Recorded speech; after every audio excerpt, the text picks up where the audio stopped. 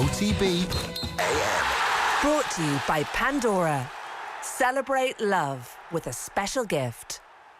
Celebrating love all this week. It's Valentine's Day. Good morning to you. 7:30 Friday morning. Adrian Barry with you as always. Eoin Sheahan, happy Valentine's Day. Many happy returns. How are you getting on? Is that the appropriate response? Yes. If I said that to a loved one, and granted, obviously we're not that, we sort of like each other, that might be as far as it goes.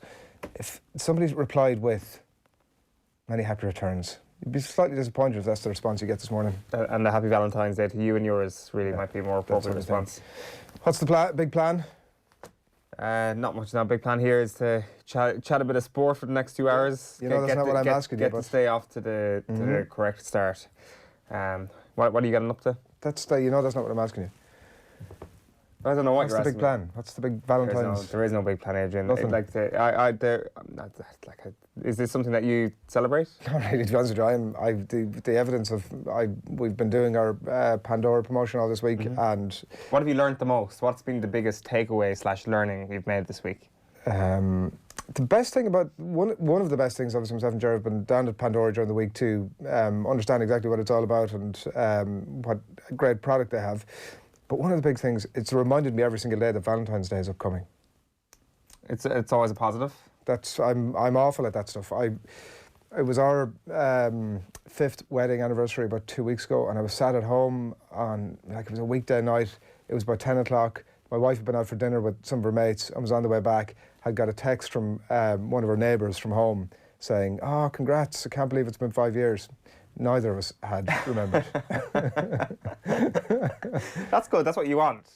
At least that way you can always point to 2020 as the year you forgot. Yeah. Also I forgot, but you forgot. Yeah. It was helpful. It is helpful that she isn't, she wasn't ringing going, "I can't believe I'm waiting all day for you to say this and you haven't mentioned anything about the wedding anniversary."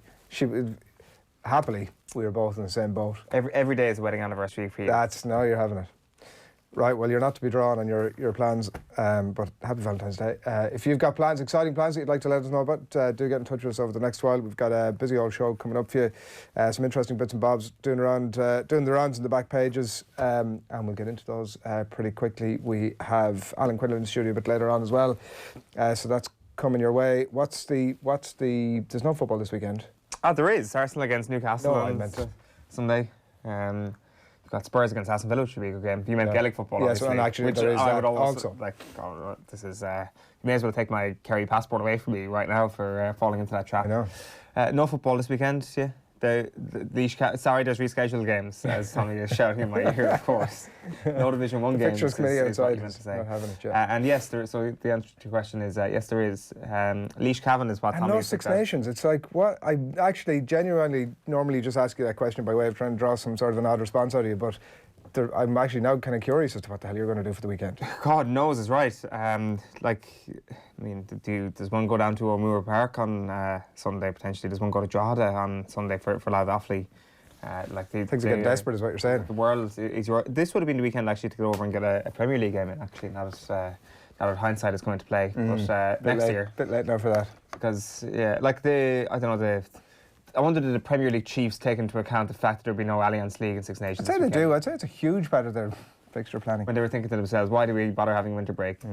Possibly. 7:35 Friday morning. Welcome along. Do get your comments coming in. So we'd love to hear from you this morning, whether it's Valentine's Day or it's a bit of sport or a bit of whatever you're having yourself. We do want to hear from you this morning. So get your texts, comments coming into us. A bit of a wrap on what's been happening while you were asleep. James McLean has emerged as a major doubt for Ireland's Euro 2020 playoff against Slovakia. He's been ruled out for several weeks. Posted a picture of himself on Instagram with his knee in a brace, his leg in a brace. He's done his medial knee ligament.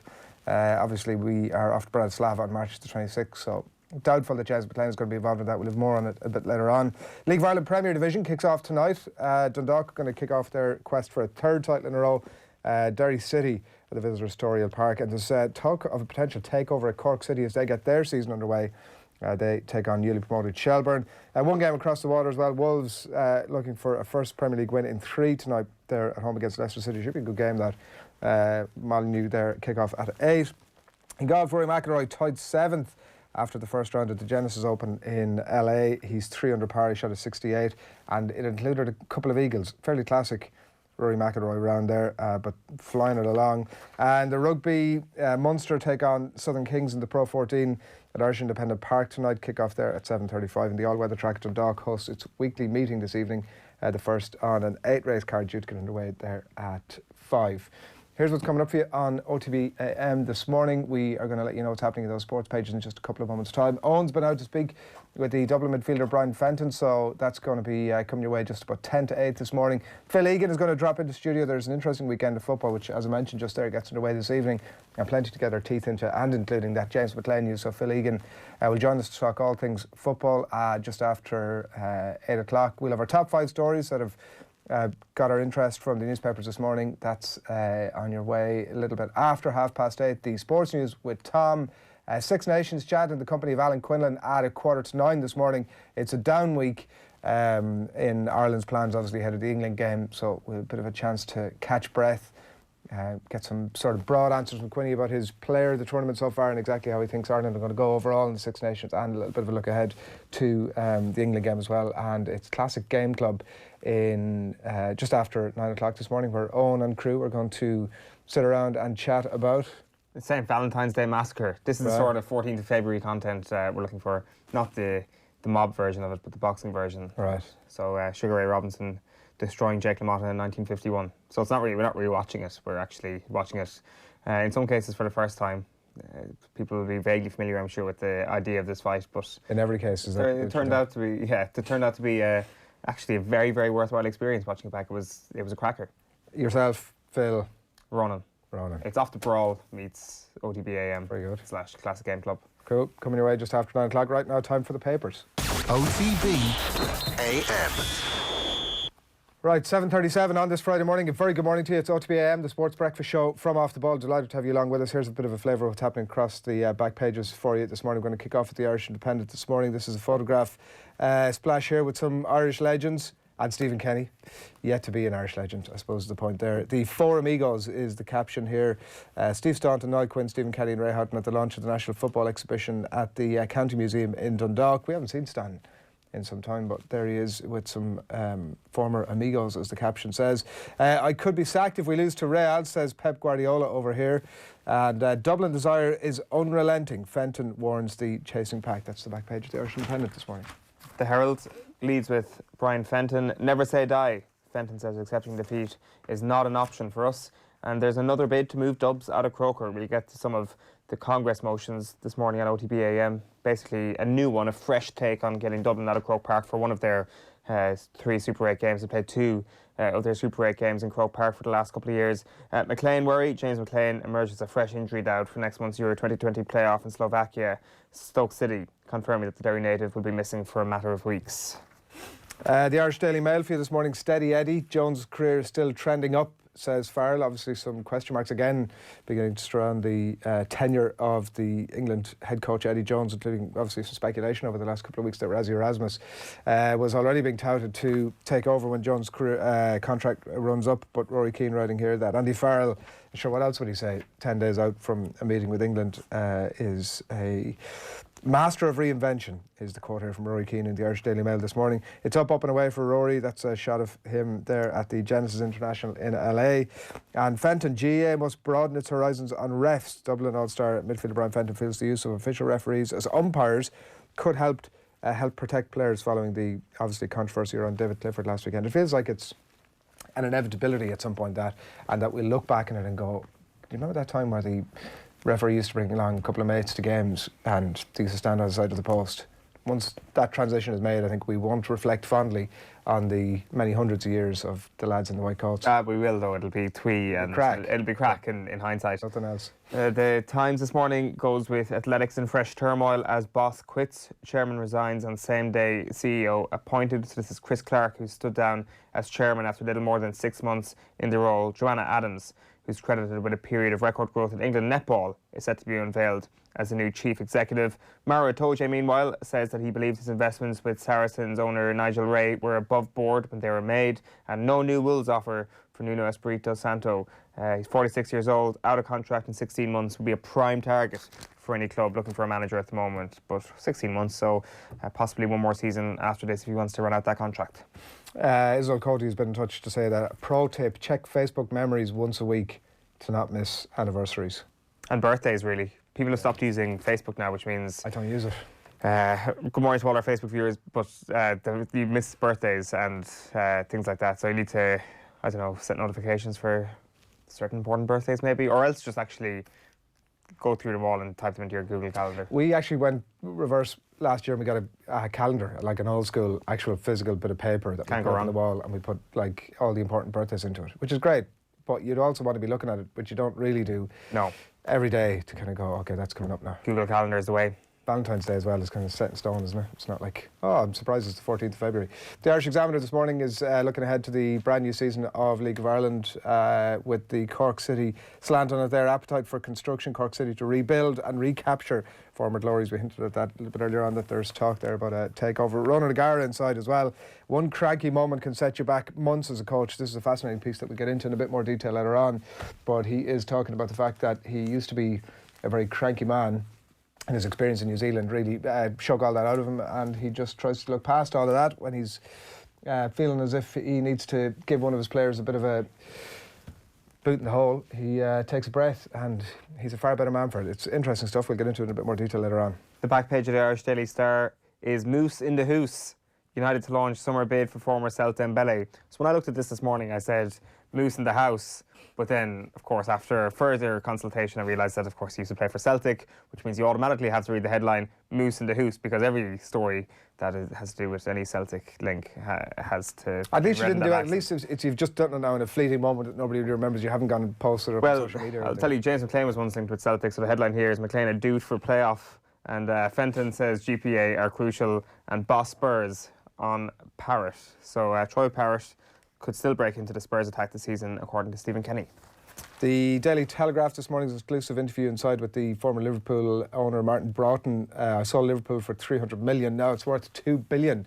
And also an interesting piece here from Kate Rowan, who's an Irish journalist plying her trade with the Telegraph. A game changer, it says. Chelsea women become first football club to build training sessions around players' menstrual cycles. And interesting stuff inside. It's a topic that Cliona Foley has touched on previously in Off the Bench, and worth going back to have a listen back over that. But they've done up a plan here of phase 1 through 4 of exactly the impact that the menstrual cycle has on a woman's body in terms of the training aspect of it.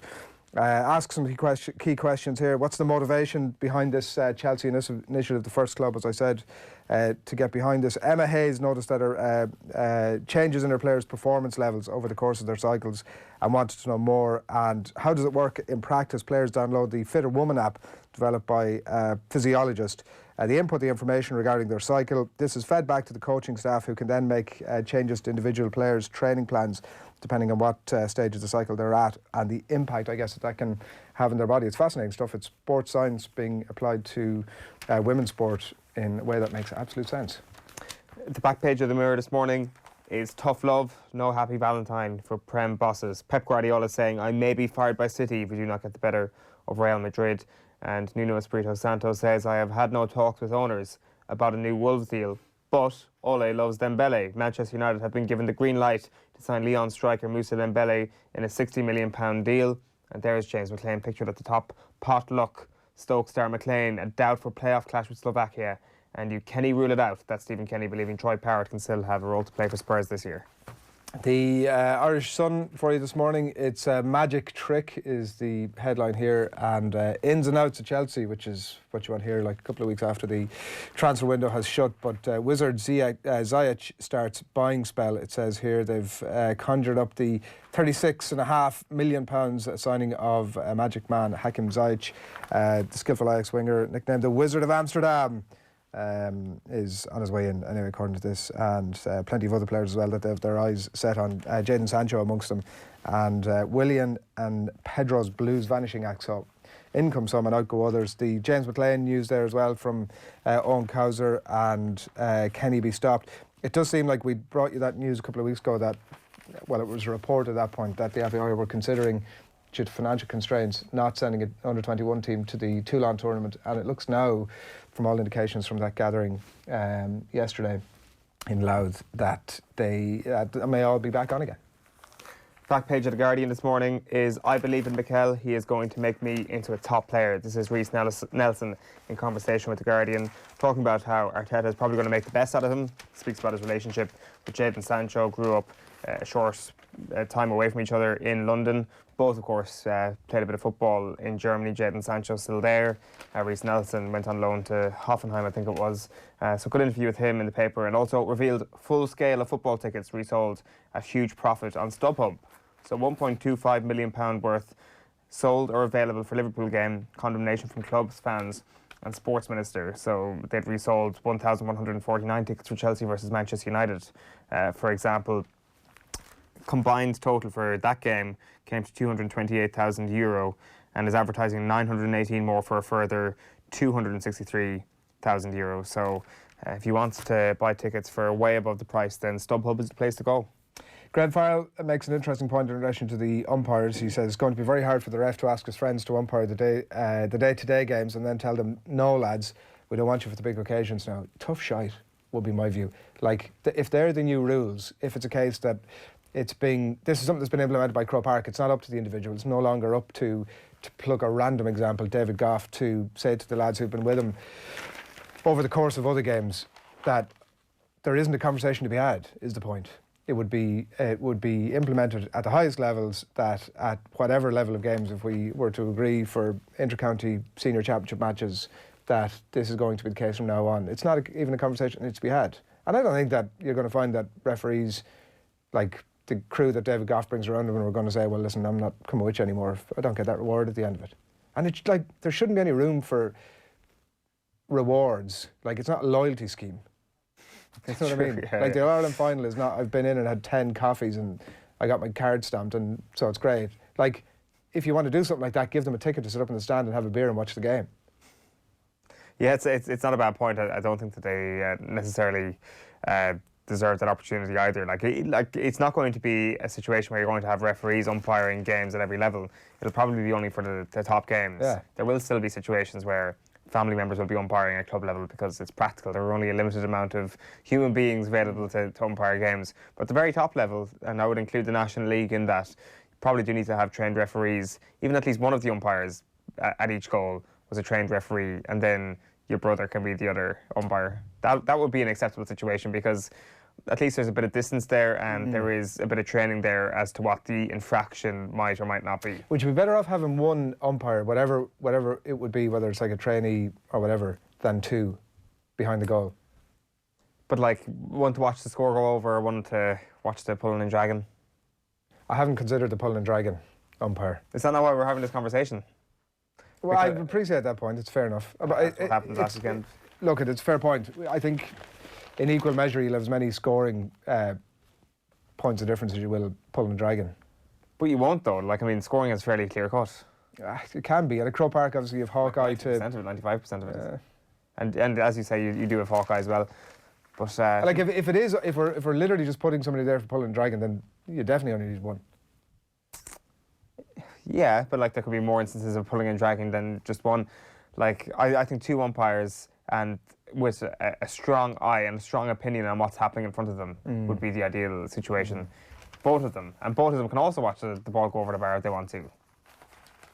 Like, they can make their mind up between them. There's no need to get rid of the second umpire. What I'm saying is that, like, when they're both looking at it and they both have strong opinions about it and they both have the very opposite opinion of it, it went over, no, it didn't. Whereas if you've just one person, I mean, I know. And at Croke Park, you've got hit the Hawkeye. The Irish Times for you this morning is a photograph of Andy Farrell and his troops down in Munster yesterday. They had to shift their training base due to the pretty rough conditions down there. But Farrell keeps it strictly professional. His father and son square off again. Interesting comments about that whole dynamic. I know you lads were talking about it during the week.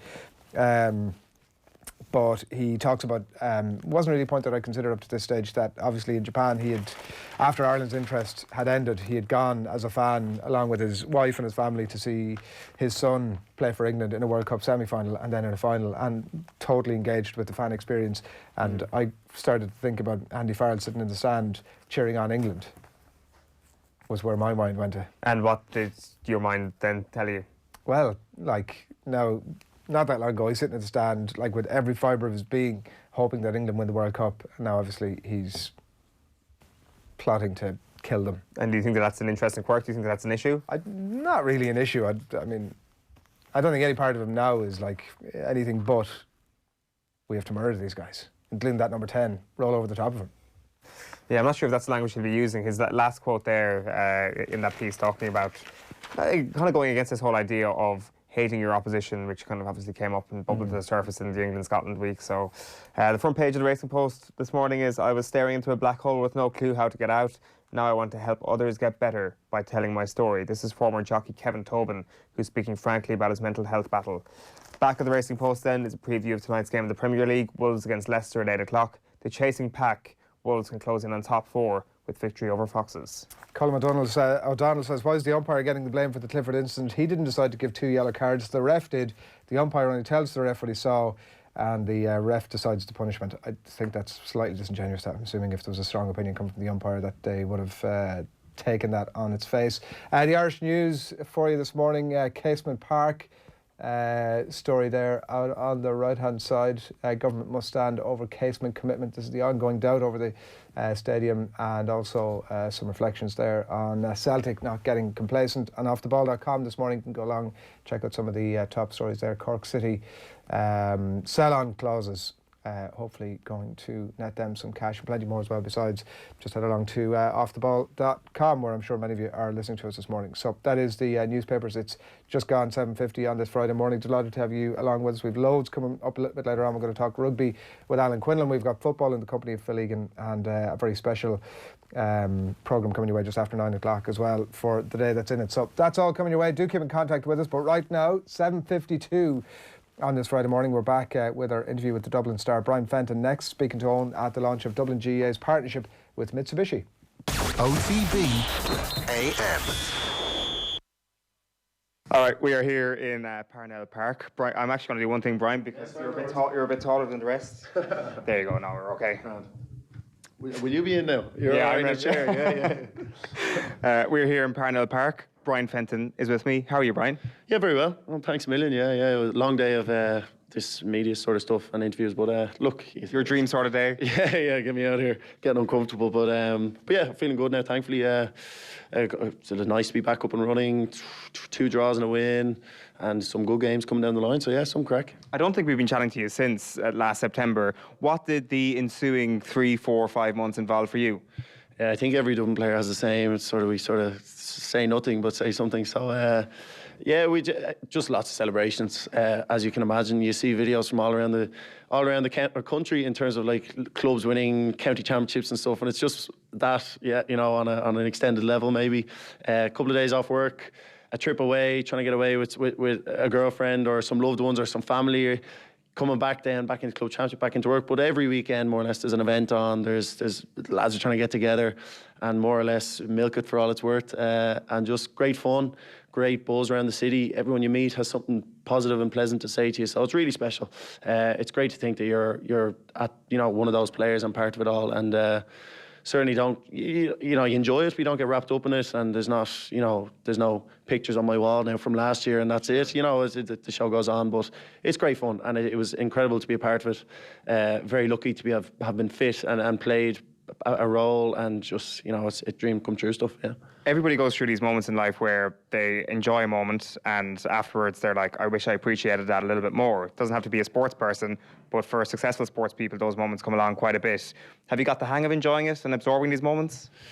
No, like almost every year in the past that we've won, there's another story. There's something different that you add to it, or a different location, or lads went to festivals, or lads went away in different spots. So there's always something different. But you do. There's almost a sense of nights out and events are rolling into one, and they all combine. And but you have people like Johnny Cooper's amazing. He'll message you a video of one particular night of maybe when we had Mary Black singing for us, and it's just that sort of stuff that you're saying. I get to experience things that people would never experience in their lives, and I'm just so fortunate to be part of it.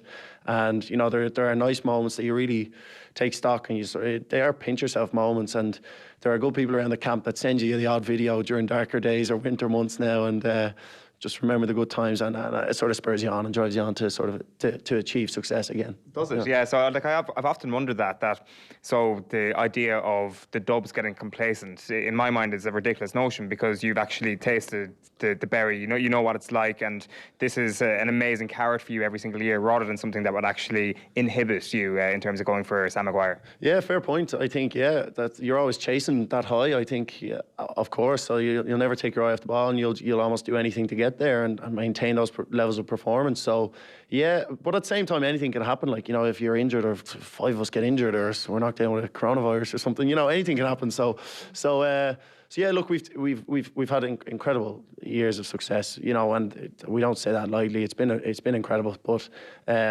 there's a cohort of us that are like 26. I was going to slag Stephen Cluxton there. I was going to say like 40, but there's a cohort of us there that are, almost coming into our prime now. So why would we want to take the eye off the ball, and let, maybe other teams leapfrog us? So look, it's 2020 and we're driving on, and we've new management and new players in, and it's just the show goes on, and you can't wait for it. Yeah. On that new management, could you talk to us about your relationship with Dessie Farrell all the way back to underage Dublin level?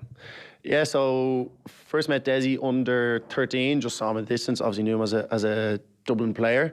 He was managing Dublin West at the time, which the development squads, which are documented in Dublin, how successful they are. So Dessie was manager of Dublin West. I think Noel McCaffrey, Jack's dad, was like our manager of Dublin North. We were just playing games between each other. Then around minor, I was part of a panel of about 50 maybe, early in the year, and more or less met Noel McCaffrey, who was still involved, and Dessie around that time, and was told that it wasn't for me, and I was to being cut off the panel probably that week. And I was happy enough. I was doing my leaving cert, and I was like, well, I'm doing my leaving cert, so I'm going to focus on that. So I quit more than I was fired, sort of way. So yeah, that was my exposure to Dessie. Didn't have a massive relationship with him at the time. He was just the manager, and it was only since then maybe I met Dessie again. Then when I was my third year 21s, he called me back into the panel late on in the year, under 21 year, which the championship finished in April that year. So I got in around Christmas time, trying to prove your worth over a couple of months, developing that relationship with him, but at the same time poking him and saying, why am I not getting game time? Luckily got a chance in an All-Ireland semi-final, and was, Dessie was just all the time, he was just the manager, but since then, after 21s, with that bond, we've developed a fantastic friendship and relationship. But he's been a bit of a mentor to me in life and sport, and we'd meet for the odd coffee and lunch. But now he's the manager again, and he's driving the reins, and I'm just on the ship trying to row one of the oars and do as good a job as I can. So it's really exciting. A lot of us have that relationship with Dessie. He's an incredible person, and no better man to drive the ship for the next few years. There's a lot of interesting things in there. You're leaving cert. When you're doing that and you're thinking about not making the Dublin minors at that point, is it something that you thought it's going to be fine? Like, I've got the talent, give me a couple of years, I'll be okay? Or is it very much, oh God, this thing might be the end of the road for me in a blue jersey now? Yeah, mixed bag. Probably it's certainly initially it's, oh jeez, it's never going to happen. Disaster. You're upset, and you're back in. You sort of revert into yourself. But at the same time, it depends on your personality and how things are going for you in life. And I was very lucky that I was doing my leaving cert, but still playing club football. Got to UCD eventually, despite a couple of injuries, and was in a great setup there. So, my life facilitated Gaelic football in many ways. But yeah, at the time, you're certainly thinking, Jesus, it's never going to happen, and I'll be not a club footballer, but I'll be, I'll never reach that. Dream, Yeah, exactly. Yeah, I'll never reach that level you dream of. So yeah, it's a combination of a lot of things. Your life, I think, around that age, players are brought different directions. They might say, if you live, in Munster and you're coming up to college in Dublin, it's difficult to get back home for training. There's nights out. People are dragged in all different directions. And luckily, I didn't have too many distractions. I was going to college in UCD. I was living in Dublin. I was playing my club football at Raheny. And I just stayed in the football bubble and the football world. Was Dublin your singular focus still? Yeah, absolutely. I was the desire, and no matter what happened, no matter what holiday I went on, I was just saying, no, eventually, eventually, following their success, going to every game, being a fan, being in love with it. Like going to the Hill. Like I remember I was in the Hill when Stephen kicked the winner in 2011. I was on the Hill in 2014 when they lost. I was up at the back of the canal end, upper tier. In 2013 when they beat Kerry in the semi-final. It was just, I was a fan, and it's remarkable to see have been part of these great days over the last few years. But as I said, that's done, and on with the next one. And then to the next part of your story about Desi there, when you get in the third year of under-21s, or that relationship, when it kind of gets made back up at Dublin level, do you talk about the minor thing and being dropped off the panel at that point? No. I sort of stare him down. No, we don't. Just you're trying to impress him, and you're trying to, like every inter-county footballer or juvenile player, you're trying to impress the new manager and put the hand up and put yourself in the shop window and try and put yourself in a position to be on the team or the squad or play. And luckily that happened for me. You know, lots of things went my way, and that bit of fortune, that bit of good luck, and got in in a semi-final, as I said. Won the All-Ireland that year, bet Roscommon in the final down in O'Connor Park in Tullamore.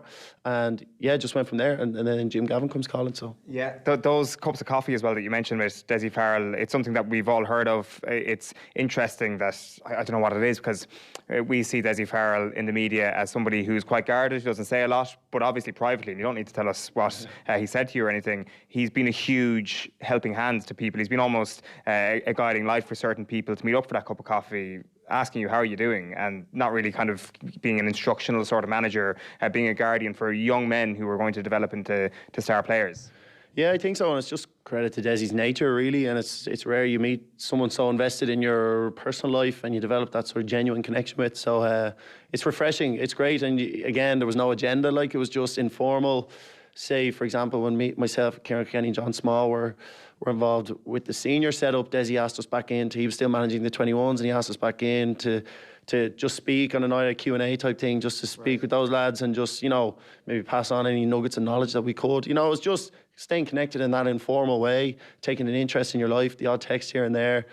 You know, it means a lot to young players, rather than just being on a development squad and being cut and then having zero contact. And there's that sort of confusion. Am I in the window? Does he still know I'm playing? Does he know I'm playing in college in UCC or in Galway? Or, you know, there's that disconnect between inter-county managers at juvenile level and the players who have aspirations to play inter-county football. So yeah, I think that was important, and that went a long way for me. Staying in that bubble, you know, he's still there, and trying to get, just stay in the shop window, really. For sure, and it seems it started brilliantly for him on the pitch as well. Could I just take you back a couple of months? How did you feel when Jim Gavin stepped away? Yeah, shocked. A huge shock, I think, and emotional. Like, you know, as you developed, as no more so than Desi, you develop a relationship with Jim. And, well, you know, Jim had a soppy Instagram post where I was like, look, Jim gave me the opportunity to live out that boyhood dream, to be a Dublin footballer in Croke Park, to follow the Artane band, to walk in front of Hill 16. That was all under Jim's watch for me. So yeah, a huge shock, I think. But, you know, you have conversations and you listen to Jim's reasoning, and sure, nobody can question his you know, dedication to Dublin football, and he owes us nothing, and hopefully, like that, you sort of maintain relationships with these incredible people you've met in your life, and go from there. You know? Just as a final point then, Brian, just in terms of the people you've come up against, who's the toughest opponent you've had so far in your career? There's loads of them. I always say I was very lucky to avoid Gary Brennan and Clare. I always used to watch him, and I remember we played them in a friendly, but luckily I wasn't marking them. And that was my first year on the panel, so I could have went south from there.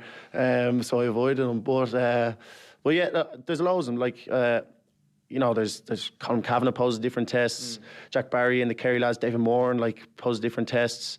Then you've like maybe smaller runners who are marking you in close contact and stuff. So there's always something different each day. Like, this fella's a big ball player, big possession count. You know, it's a different challenge for me. Or else this fella might link play, but he's just in your face to mark you and stuff. So there's always different challenges.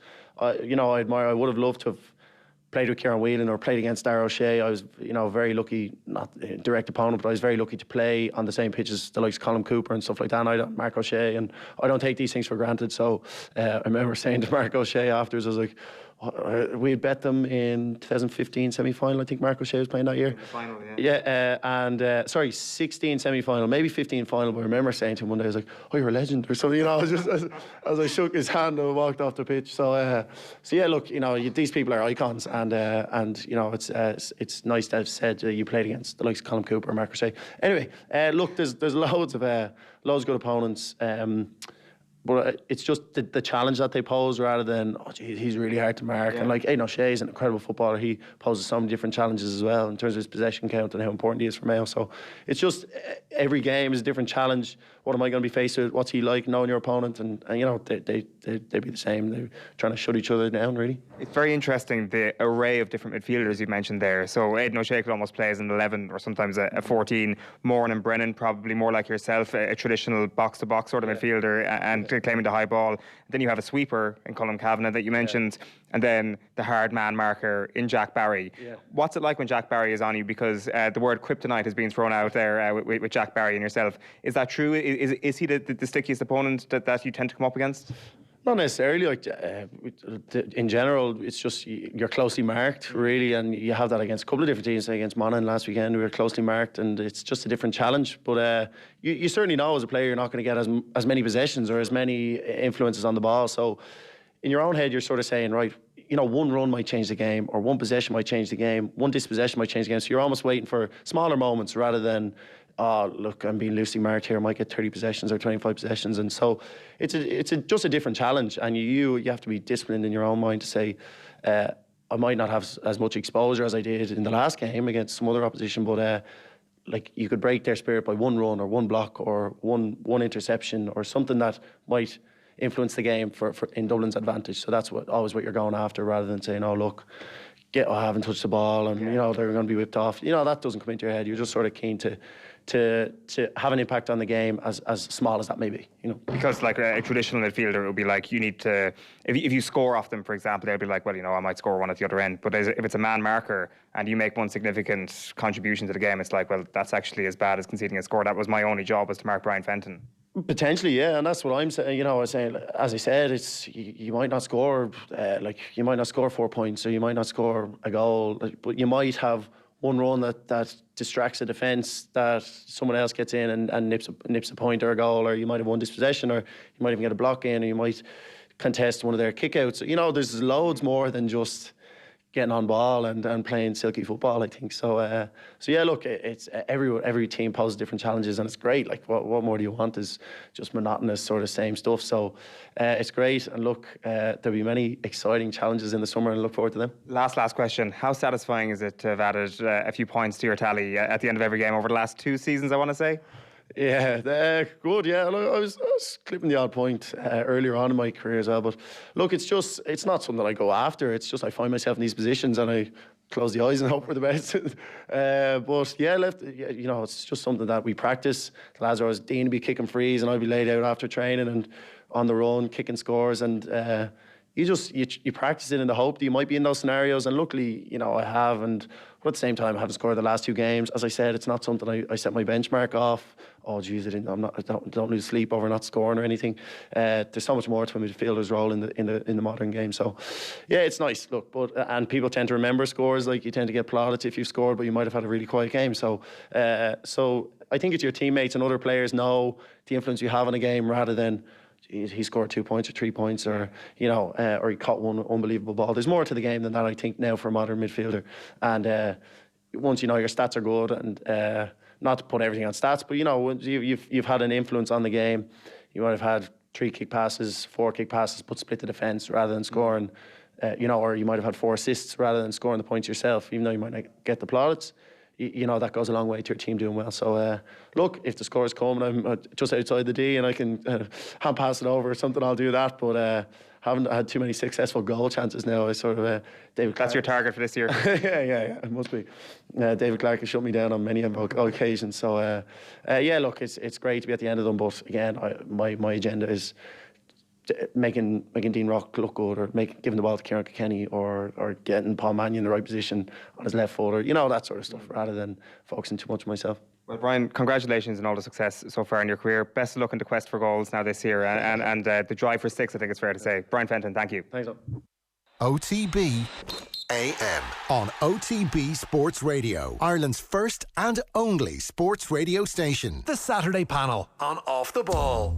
There's a growing hostility towards cyclists. We're somehow seen as a nuisance, when in fact we're just people trying to get to work. I've never ever gotten one bad word said to me about my sexuality, or from the opposition, or from, actually in one match I was nearly, the girl was marking me so tightly, I was like, I have a girlfriend. I'm not the person I was 10 years ago, and that doesn't worry me. I know I can play good enough golf.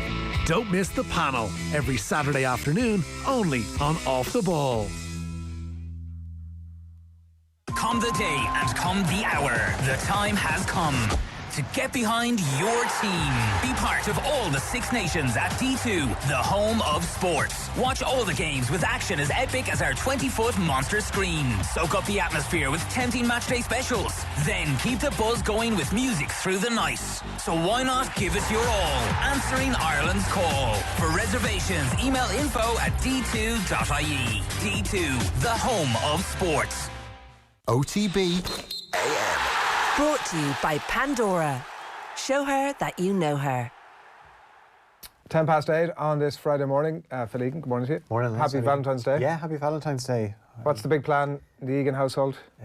So, I mean, we're going to spice things up tonight, I'd say. Easy, Phil. Yes, now go for an Indian. Very good. Go for a nice Indian meal. Where would you recommend? Oh, I have table booked in a lovely place called Rassam in Glasgow. Glastool, beautiful spot. Beautiful, yeah. Last time I was there, it's quality, so that's what I meant. You're a classy sort, Phil. Yeah. Classy sort. What's your go-to dish? Do you know what? I don't have one. Like, I go in with an open mind, yeah. Because lamb sag. No, all day long. Onion bhaji. Oh yeah, there'd be a few onion bhaji. Onion bhaji is not really a dish though, is it? No, it's like that's just to get you in the mood. Something to have. Yeah. Great. So yeah, no, Man, we'll go in. enjoy that, Phil. I'm looking forward to it. Yeah, I'm gonna take it easy now with eating today and save it all for that. Yeah, eat nothing. Get a good. Me just eating a rice cake or something. You wonder why. Do a reverse so they get in a good run today and have no dinner all day long. I will be starving. Where you come from there, yeah. We'd heard from Brian Fenton, obviously, just there before the ads in conversation with Eoin. It was the Mitsubishi launched their partnership with Dublin GAA. One good Kerry man to another, Eoin. Exactly. Was it like the one that got away? Do you think there are some players obviously around about like that you could be thinking? Keane O'Sullivan, Brian Fenton would have made a good spine of this Kerry team. Aidan O'Shea. Basically they're the Jack Grealish and Declan Rice of Kerry GAA, basically. I wish you'd have said. Why didn't you say that to him? If I thought of it, I would have said it. That'll be the next time. Make a little note of it. Right, we've got about 10 minutes, Phil, to get into the football good stuff and an interesting weekend in Premier League ahead, which we'll get into in a minute. But James McLean was posting, obviously, last night in the social media channels a fairly gruesome-looking picture of his leg in a brace. And he's done his ligament, and it doesn't look great in terms of the timeline. Obviously, he's back for the qualifiers. So we've 6 weeks until that game in Slovakia, but you can't really use 6 weeks as a time frame for James McLean because he has to be back before that. He can't just rock up. He's a quick healer traditionally. I don't know if that has any bearing on this one. No, absolutely. I would think if there's one player that could get back from an injury, it would be James McLean, because we know his fitness regime. He's definitely. I don't know. I'm not there for when the Ireland team does the bleep test, but I'd be surprised if anyone beats James McLean, because I remember an interview with Darren Fletcher, the former Manchester United midfielder who would have played with McLean at West Brom, said like he'd never seen anything like it. Just an absolute freak when it comes to fitness. So, you know, he'll be well able to get back to his levels of fitness once he can get running on that knee. And he's going to be one of Mick McCarthy's pretty much guaranteed starters if he's available. If not, then Mick has a few things to think about. What are you thinking? Like, what's the... Well, there's options there. So you've got a few right-footed players that can play on the left. So Callum Robinson is now starting to get game time. It hasn't really worked out for him at Sheffield United, but he's gone back to get a loan move. He's gone back to the Championship. He's now playing with West Brom, but that's a good loan move because West Brom are 6 points clear in the Championship. And he actually had a hand in the first goal the other night against Reading. So he's got game time, and he's actually played. He's shown glimpses in the Ireland jersey. I can actually remember Martin O'Neill took him off against Wales in the Nations League game when he was one of our better players. Aaron Connolly's another option. Unfortunately, though, he's not getting game time. My worry is that because things are getting serious for Brighton, that last weekend in the Watford game, Connolly was on the bench and Graham Potter used 3 subs and Connolly didn't get a run. So that's a bit of a concern. But like if McLean isn't ready, then Mick has a few options there. And Robbie Brady would have been an option, but he's not getting game time. If you're either. power ranking them, it sounds like it's that order. Robinson, Connolly, Brady. Yeah, that's...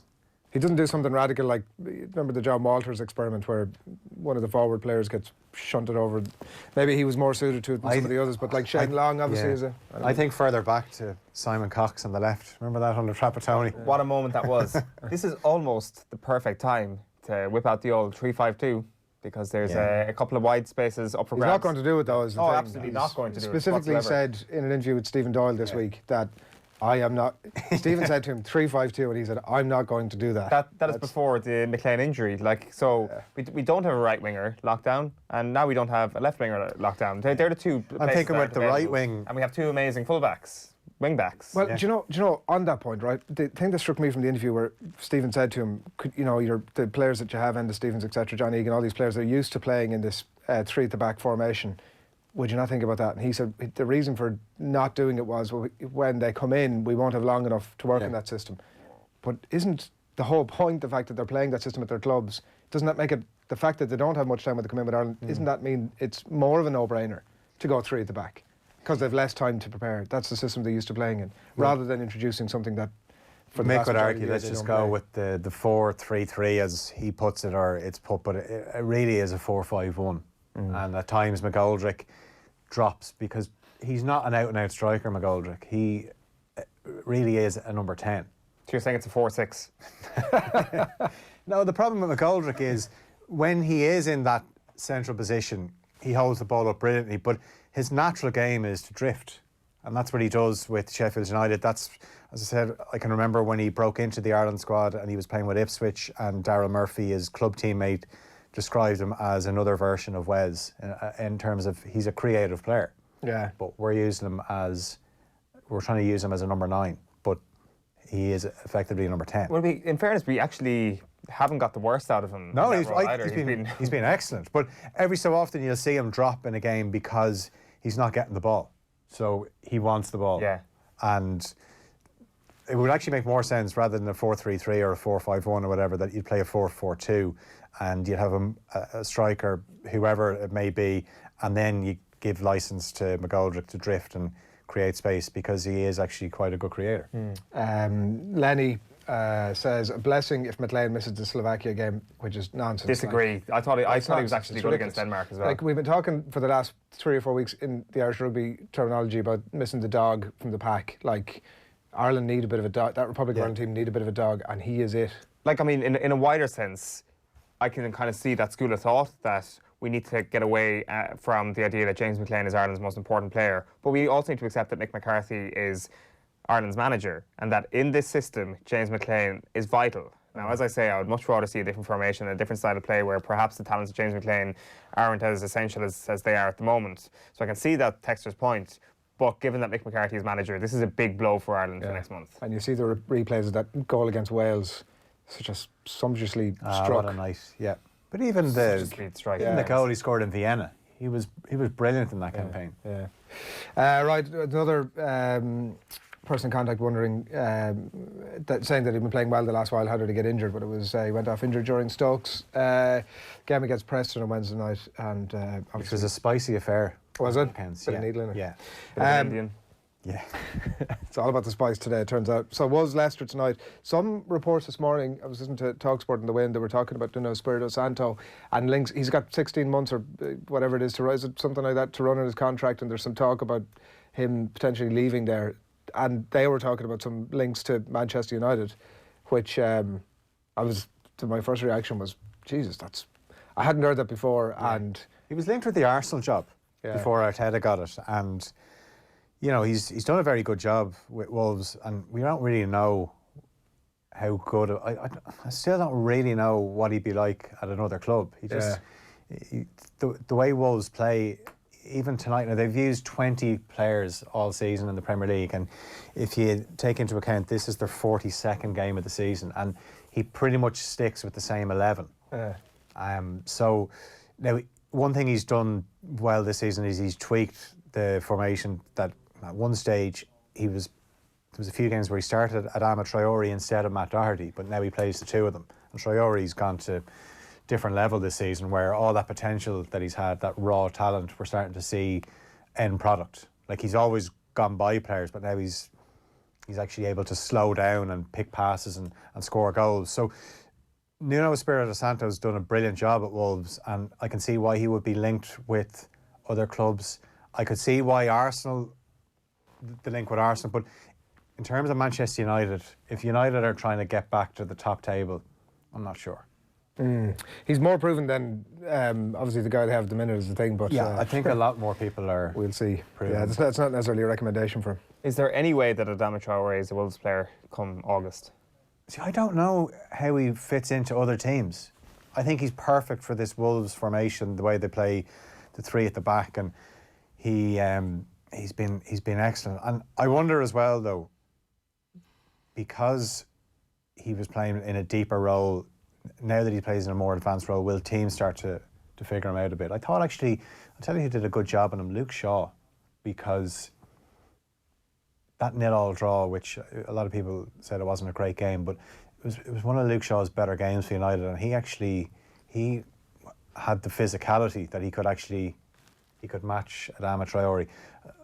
I think back to the Liverpool game, Traoré caused Liverpool all sorts of problems, and I know Liverpool still won the game, but he's obviously caused City all sorts of problems this season. He scored in both games, and they obviously beat City twice this season. So I love watching him play. I'd love to see a team with him and Sam Maximan of Newcastle play, and they just play on the counter-attack, destroy teams. But yeah, I think it'll be interesting to see how teams copped onto him. Yeah, so to figure them out. Or even just double up on him. Were you saying in the office earlier there's some possibility that Norwich Liverpool is off tomorrow? There's a slight chance. Storm Dennis is coming in. Right. And obviously we saw what happened last week with the Storm Ciara and the Man City West Ham game, which is now being rescheduled for next week. So that could be a potential headache if it doesn't happen. Look, we don't know. It's all speculation. You don't know how strong the winds will be. It's not as if the conditions on the pitch could be the issue. It could be more the safety around getting to the... They'll probably have to make that, on that basis, they'll have to make that call early enough. Yeah, well, that's the 5:30 game. Yeah, but they can't leave it, like, the point of the people getting there being the danger. They'll have to try and make it. Sure, look, we'll see how that goes. The Arsenal-Newcastle, obviously, on Sunday, I was reading a thing with Harry Redknapp. He foresees Arsenal going on a long winning run, possibly getting into the top six. Going on a long winning run, getting into the top six, and possibly getting into the top four. Has he lost the plot entirely? Maybe his logic is that they've had training. They've actually had some time now with Mikel Arteta, no matches. They've actually been able to work on training so he can implement his game plan. He's been doing it, obviously. You can see the subtle changes since he took over, but this is a more intense period where he can absolutely drill it into the players. This is how I want you to play. And obviously Newcastle is a game that they won on the opening weekend of the season, and I don't think many people thought that it would be, by the time they met later in the season, in the middle of February, that it would be Arsenal that would have the new manager. So 13 games left in the season. To close that 10-point gap on fourth, you need to win the majority of your games at this point. They've got to play Liverpool, they're going to lose that game. They've got to go to Spurs, probably won't get 3 points from that game. They've got to play Leicester City, probably won't get 3 points from that game. They've got to go to Molineux, probably won't get 3 points from that game. That, for me, is a top four written off straight away. I don't think getting into the top six would actually be a very good achievement from Arsenal at this point. The most important fixtures on the horizon for Arsenal right now are the Olympiacos back-to-back fixtures and winning the Europa League. Harry Redknapp is talking nonsense. Absolute nonsense. All he's got to do is look at the Premier League table to see that there's no chance of them finishing top four. Look at their fixtures then, and you can make an educated guess that the top six would actually be a very, very good finish to the season. That was part of his rationale. They have a soft run coming, and that's not a soft run. Everything's going to come together. The thing is, if they do miss out on European football, it actually might help them next season. Now, it obviously doesn't work well in terms of the budget. It might hamper them in the transfer window, but you've seen it. Leicester, for example, tonight, if they win, they go second. They've had no European football. They've actually played the same amount of, or they've used the same amount of players as Wolves. I mentioned the 20 players, but they've obviously played less games. And this is where, if Arsenal were to miss out on European football, I agree. I think the best chance they have of getting European football next season is how they do in the Europa League. But last word on Chelsea United Monday night. United are obviously going to, all the speculation we read, they're going to have an unbelievable team next season. So you've got Moussa Dembele up front. You have Jadon Sancho on the right. You've got to try and fit Grealish and Maddison, not Grealish or Maddison, Grealish and Maddison into the team. And then obviously Rashford is on the left. Bruno Fernandes will be playing in the two. They'll play a 4-2-3-1. But I'm still struggling to see where, are you playing Bruno Fernandes and one of Maddison and Grealish as the two. Where does Scott McTominay fit into that? You need someone in the engine room. Where does Aaron Ramsey fit into this? Ray Parlour was saying this morning that Paul Pogba and Aaron Ramsey should be made in a swap deal, so you've got to fit Aaron Ramsey into that team somewhere. Ramsey, Maddison, Grealish. Tony Kroos will be calling for a start as well next season. Ray Parlour was Luka Modric on his way. Luka Modric going to be knocking on Ole Gunnar Solskjaer's door. Welcome to 1995. Phil, thanks a million. Enjoy football over the weekend. Enjoy the Indian tonight. Will do. Look forward to the reports on that. Sounds like an absolute belter. 8:25 on this Friday morning. Last night, Tommy Walsh gave us an insight into hurling's deep roots in Kilkenny. It is amazing, really, the Ballyhale connection. Like the Reeds, the Shefflins, and the Codys. The Reeds, the Shefflins, and the Fenleys. So all the Mullins, their mam is a Fenley. The Codys, their mam is a Shefflin. Evan Shefflin is obviously a Shefflin. You know, his father is Tommy, a great coach as well. And then you have the Fenleys by themselves and the Reeds by themselves. So them three families, like, they're amazing, really. And the lineage that's coming after them. And when you go back up the line again, like the Fenleys, they're related to Brian Cody's mam. I think that basically, say, Colin and Michael's granny would be a sister, I believe, of Brian Cody's mother, like, you know. So when you go back, like, say, Brian Cody would be first cousins now with, like, say, Kevin Fenney. Any of our listeners maybe from that would be following hurling in the 80s and that, like the likes of Ger Fenney and Liam Fenney, Sean Fenney, they're all first cousins. I didn't realise that. Brian Cody. So the Fennelly brothers are first cousin of Brian Cody? Wow. Say Michael and Colin's dad. Yeah. Them Fenney brothers, yeah.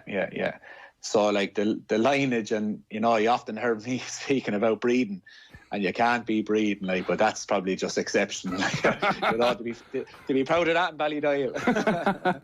And that's your latest episode of Who Do You Think You Are? Great stuff, Tommy. I hope you've got all that right now. You'll have caused serious ructions in Ballyhale. Yeah, that is Tommy Walsh in conversation with Nathan at the show last night. You having that? It is remarkable. It is almost as if there is somebody who knows what they're doing, telling who to couple up with who. It's like Love Island, but for hurling, really. On that note, the stories that we picked out for you this morning that we think are worthwhile bringing your attention this morning, Pep Guardiola and the idea that he might be sacked by Manchester City, first brought up by none other than Pep Guardiola. Bringing that your way in a minute. Rugby referees. And what's the rugby referee story? Oh, the rugby referees is if you want to pass me the Irish Times, it's not really so much to do with rugby referees. It's to do with more. We'll come back to it. Schools Cup. We know, there's like Tommy Rooney special right there. GAA Congress upcoming. Michael Verley has picked out he likes to make them as unrelated to the actual topic as is humanly possible. Michael Verley's been picking through in a wonderful column called Going Through the Motions, the key motions upcoming at GAA Congress and what they might all mean. We picked out 6 of those, which will bring your way. Ronan O'Gara got an interesting piece, as always, in the Irish Examiner this morning, and James McLean as well. Out for Ireland, as we've been discussing. Right, where are we going first? Pep, was it Pep? Let's go Pep first. Owen Doyle. Let's go with Owen Doyle. We're going with Owen Doyle. Let's go a former Test referee. That is why it said rugby referees on the side. Okay. So rugby referee Owen Doyle has been writing in the Irish Times an opinion piece. His work is actually always worth reading. Does some very, very good work. I think it's every Friday, and then maybe a couple of other mornings as well in the Irish Times. But this morning it's schools rugby is turning toxic in the stands. He talks about a letter which Gavin Comiskey outlined in the paper very well last week. But you know that he means business this morning when he says, let me choose my words carefully. Firstly, he says it's not about all schools, not about all pupils. He talks about a couple of instances that he's come up against or has viewed. And he thinks some Garda Síochána might have to take action. So he says, a week or so ago, a group of past pupils from one of the foremost fee-paying schools in Dublin approached Donnybrook prior to a match dressed to intimidate. So when you hear this, like, what are you thinking? A group of youths dressed to intimidate. It's a rather grim scene. Heads covered with hoodies. Oof. They were likely to cause trouble, fueled perhaps by alcohol, he says. Do these young men just leave school and then suddenly turn to thuggery? Or is there an underlying lack of discipline in some schools these days? Owen Doyle asks a very valid question. Are these school-going age? Is that what we're talking about here? The school kids? Shortly after school age. So they've left school, so they're post-18, they could be 19, they're college kids, essentially. Yeah, they said that they parents who spend a fortune in providing the best education must be horrified indeed, I'd imagine. The past pupils tend to congregate at each end of the terrace facing the stand at Donnybrook. It is an intimidating place. The language is foul and the verbal abuse of match officials and opposing players is appalling. The use of flares is both frightening and dangerous. He's done the thing here where he's not going to throw any schools under the bus. These schools, and they don't have to be named here, seem unaware of some of their shouting coming from their supporters. Here are 2 examples I heard. Your father works for my father, and we pay fees. Shameful, says Eoin Doyle. So who was saying who about your father works for my father? It would be highly litigious. And we could I'm not take it to the cleaners for suggesting which school was singing this particular song. But certainly one school was singing of another school. Okay. Your father works for my father. And the we pay fees was meant as sorry, what I'm trying to do is establish where the insult lies here. But I think I'm getting there now. The we pay fees was coming from the fee-paying school to their, as they saw it, some sort of non-fee paying school, I would have imagined. But I'm putting 2 and 2 together there. So what are you saying? I'm saying that this is indeed shameful, as Eoin Doyle says. So you're saying it's not that shameful at all? We pay fee. If I was at a match, I would be sickened if I ever showed up and I heard we pay fees being sung. There's definitely something in the... Now, if that's the level of abuse, obviously, I think that you would like to think that the people themselves who are actually hurling this abuse are not unaware of the fact that it's not really abusive. The flares thing is obviously an issue. No, I don't know that there might be some other aspects to it, but like wearing hoodies and having a few drinks as a college student, which is effectively what they are, which is why I was trying to establish that aspect of it. This is hardly like a brand new phenomenon. I'm sure the issue here, to actually park this sort of sarcasm for a moment, the issue here is obviously the abuse that some of the players would have taken, I'd imagine, at this point, where you have coaches who have to do everything in their power to win, and it is the most important moment of their year. The parents who are of the same ilk, and then you have these supporters coming in and who are like throwing abuse at. Yeah, but they're not the school kids. They're in obviously supporting their former school. Yeah. But like leave the kids out of this. Let us just enjoy the irony of not the irony, just the kind of hilarity of one set of fans chanting to the other set of fans that your father works for my father or we pay fees. That's where it should end. But I think like there is obviously. Turning toxic is what it says in the headline here. There is that possibility here, and it might be going that way, which is obviously a terrible thing. But I think that there is also a huge amount that we can take from your father works for my father. Sometimes with that specific topic, there can be a reversed classism, right? That people jump to a bunch of conclusions about kids kids wearing hoodies having a couple of drinks, not kids, college-going students, like. Hardly back page sort of spread type. Hardly the greatest scandal of all time. No, probably not. Although we did see those disgraceful scenes outside Keogh's there last year, wasn't it, or the year before? Right, Michael Verdi in the Irish Independent this morning, page 53, going through the motions. He writes, particularly interesting proposals. We voted on in Congress in 2 weeks' time. So he's outlined a bunch of these, and I would recommend that you go and buy the paper and have a look and go through them. But we've pulled out 6 of them that we think are particularly interesting, and he's also given the likelihood of success, which I think is maybe one of the most interesting areas of all of this.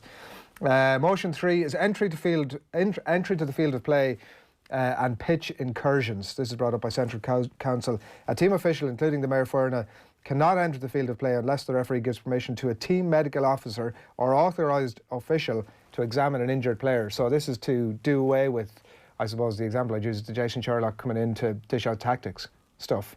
I think that's retrograde, I have to say. I think that any advancements that we can get in the game tactically, like J.O. going onto the pitch to say, listen, they're after moving this lad here or there, you need to sit here, move it here, get the ball out quickly here, like, is advancing the game tactically and can't be a bad thing. And if there are any teams that can't get up to speed with that, well, that's on them. He says the likelihood of success is that this is a certainty. So it's a certain retrograde step as far as I'm concerned. I'm not sure if I agree with your opinion there. What's your... I think would it not be a true show of tactical advancement if the players were able to react to situations themselves and substitutions were able to carry the message and half-time team talks were carrying the message rather than allowing somebody to stand in front of a kick-out and thereby skewing the goalkeeper's view of... Well, you can't have that, clearly. But I don't know why you couldn't introduce some sort of legislation that gets around that but also allows input of tactics. But like the thing is that they go in during a dead ball, which is the opposition kick out, so they stand out and they're running on to kind of fill a... Oh, if you interfere with play, you could easily introduce something where if you come on and the referee deems that you've deliberately interfered with play, as them where for it's undeliberate. It's not interfering with play as such. You're like just filling a spot on the pitch that the goalkeeper is like, right, okay, is that out? But so what I'm saying is, you need to either they need to give them some. I know they already wear bibs, or whatever, but either they need to give them something that's just clearly defining them as not a player, or if the referee has decided, right, you've interfered. We had it with the what was the Dublin hurlers? Greg Kennedy, their selector. Yeah. So in that instance, your Moira Ferna is off the field now for the remainder of the game. That's like the Greg Kennedy thing should have been a moment where we're like, okay, let's just stop Moira Ferna coming on. Actually, and that's why nothing against them. Motion 4, possession of the ball to be judged by time rather than steps taken. This is brought up by the Canadians have royally screwed us over this year, and they're at it again. Is Montreal again? Montreal are at it again. Hurling football rules to be altered from taking a maximum of 4 steps, which, by the way, must be one of the most ignored rules in the entire rule book of the game. When in possession, to carry it in the hands for a maximum of 2 seconds. You can't legislate for that. Like, you can't legislate for either of them, granted, but you can't legislate for that. I think the current rule is 3 seconds when it's applied. So this is the. You're saying in their minds, referees are thinking. When you're watching a game, how long does it take you before you go, ref? Probably 3 seconds. It's like, travelling. Yeah. Likelihood of success? 20%. Unlikely, says Vernie. You go with him on that. One here from Hollywood in Wicklow. 2 points to be awarded for a converted sideline cut in hurling. Does what it says in the tin. Nah. I'm all for it. Nah. I am really all for this. No, absolutely not. Do you know when like a player knocks over a sideline cut that's like an unlikely angle, unlikely to happen? We had it in the Fitzgibbon during the week, and the roar that goes up, the guttural sort of reaction to the fact that this thing has gone over, and the value of that is only 1 point. Imagine the reaction if it was 2 points. The plays would be on. There'd be flares out. There'd be lads in hoodies. That's not a good enough roaring, reason. My father, not a chance. Oblige your father. So what? Like that's like saying if somebody scores a bicycle kick in the Premier League, it'll be worth 2 goals. You know that stupid ESPN table that came out last year. If goals were outside the box only counted, Liverpool would have won the Premier League, right? Or I don't know who would have won the Premier League. This is the example. If sideline cuts counted as no, it's rewarding. It's a slight extra reward for. That's what we should be working towards. A game that's like entertaining and attractive and brilliant to look at. And if they need to reward that with an extra point, I say, Congress, it's a ludicrous notion. Go for it. Vernie says, likelihood of success, very unlikely. It's hugely unlikely, and rightly. A couple more here. Changes to advantage rule to see scoreable frees immediately given. So if an infraction occurs within scoring distance from the attacking goal, the advantage rule will see the free being given immediately, unless the referee deems that there's a clear goal-scoring chance. So they will stop the play. They won't give you the opportunity to go on. I think that's bollocks. Yeah, and he says the likelihood of success is strong. Let the play go on and let them knock it over from play. Like, even from the fluidity of the game point, why stop them if you're trying to give them the advantage? So let them play for a couple of seconds. Yeah, the advantage rule. I'm with you on that one. Establishment of the National Club Fixtures Oversight Committee. I think that's self-explanatory, and likelihood of success strong from the Fixtures Calendar Review Task Force, as is Motion 44. Closed periods of collective training and trips on. Intercounty panels return collectively on a timetable determined by Central Council. Collective training, which involves an overnight stay, this is the key, is not permitted from April the 1st to November the 1st, except 10 days prior to a championship game and 17 days before an All-Ireland final, without written permission from the CCC in advance. Proper order. That's never going to happen. He says, like, it's never going to actually be played out in practice. Likelihood of success? Strong. They've been kind of... A version of that rule already exists, doesn't it? It does, and it's impossible. You see teams every single year are circumnavigating around it. Oh, was that 10 days? That's when Dublin went to the Somme. But it wasn't a football-related camp. I can't see it was a historical camp. Legislated. 8:39. We've more stories to come. We'll hopefully get time to those a little bit later on, but we're out of time for now. Pepsi Max, proud partner of the UEFA Champions League, on February 29th. Off the ball, we're going to have Stilian Petrov, Jason McAteer, Brian Kerr, Stephanie Roach and David Myler all in attendance with the Champions League trophy at the Aviva Stadium for our very latest Off the Ball Roadshow. It's all in association with Pepsi Max. Join us on the night. We'll chat through the guest careers, Champions League memories from both past and present, and you can head over to offtheball.com/events for ticket information for that and much more as well. Maximum taste, no sugar, hashtag for the love of it. Right, Eoin also caught up with the Dublin hurling star Chris Crummy as Dublin GAA announced a partnership with Mitsubishi yesterday. Here he is on whether there's a need for black cards in hurling. Where is the game of hurling at the moment? There's been a lot of talk of a black card potentially being brought into hurling. Where do you stand on that? I personally wouldn't be a fan of the black card coming into hurling. I just think at the moment there's not really a need for a necessity from the players. Like, from chatting to teammates, like I think the game is in a brilliant place. You look at the games of the last 2 years, we've had some of the best games during the championship from the last few decades, and I don't think there's a need to change. And if anything, like, it might bring in other issues into the game that we don't need. So I wouldn't be a fan of it coming in now in Congress. That seems to be a bit of a standard answer amongst everyone. In fairness, maybe just defenders. Maybe defenders are coming out with that, but I think that's it. Chris Crummy in conversation with Eoin at the Dublin GAA Mitsubishi launch yesterday, 8:40 on this Friday morning. Tom, how are you getting on? Yeah, good. Happy Valentine's Day to you. Yeah, thank you. Yeah, I didn't get my card. Well, listen, it's in the post. Cheers. They've officially responded to these things. Let's start with some bad news, unfortunately. It's James McLean emerging as a major injury date for the Republic of Ireland's Euro 2020 playoff with Slovakia. The Stoke winger has been ruled out for several weeks with a medial knee ligament injury. He posted pictures of his leg in a brace, as you can see, in a brace rather, and a cast on Instagram last night. Ireland, of course, heading to Bratislava for that playoff on the 26th of March. The League of Ireland Premier Division season gets underway tonight. Dundalk begin their quest for a third title in a row, and Derry City are the visitors at Oriel Park later. Well, talk of a potential takeover has been overshadowing Cork City ahead of their game with newly promoted Shelbourne. Also, Cork have sold their sell-on clauses for both Shawnee Maguire and Alan Brown to Preston North End to help maintain their Premier Division licence. For more on that story, see offtheball.com. Well, St Patrick's Athletic welcome Waterford to Richmond Park. St Pat's will have plenty of new faces in the lineup under rookie manager Stephen O'Donnell, and defender Ian Birmingham says it's not just big names like Robbie Benson that will make an impact in Inchicore this season. Yeah, listen, he's a top player. He's played in some massive games. He's won a lot of trophies, so he's only gonna help us, and he's bringing a lot of quality to the club. So, but there's quite a number of other players that we've brought in as well. A couple of lads that are unknown, and they'll surprise a few as well. So, listen, all the lads are rearing to go. We've got a lot of individual quality, but it's all about us coming together as a team and as a group, and hopefully having a successful. Those games kick off at 7:45. Well, there's a Northwest Derby in Ballybofey where Finn Harps hosts Sligo Rovers. That game kicks off at 8.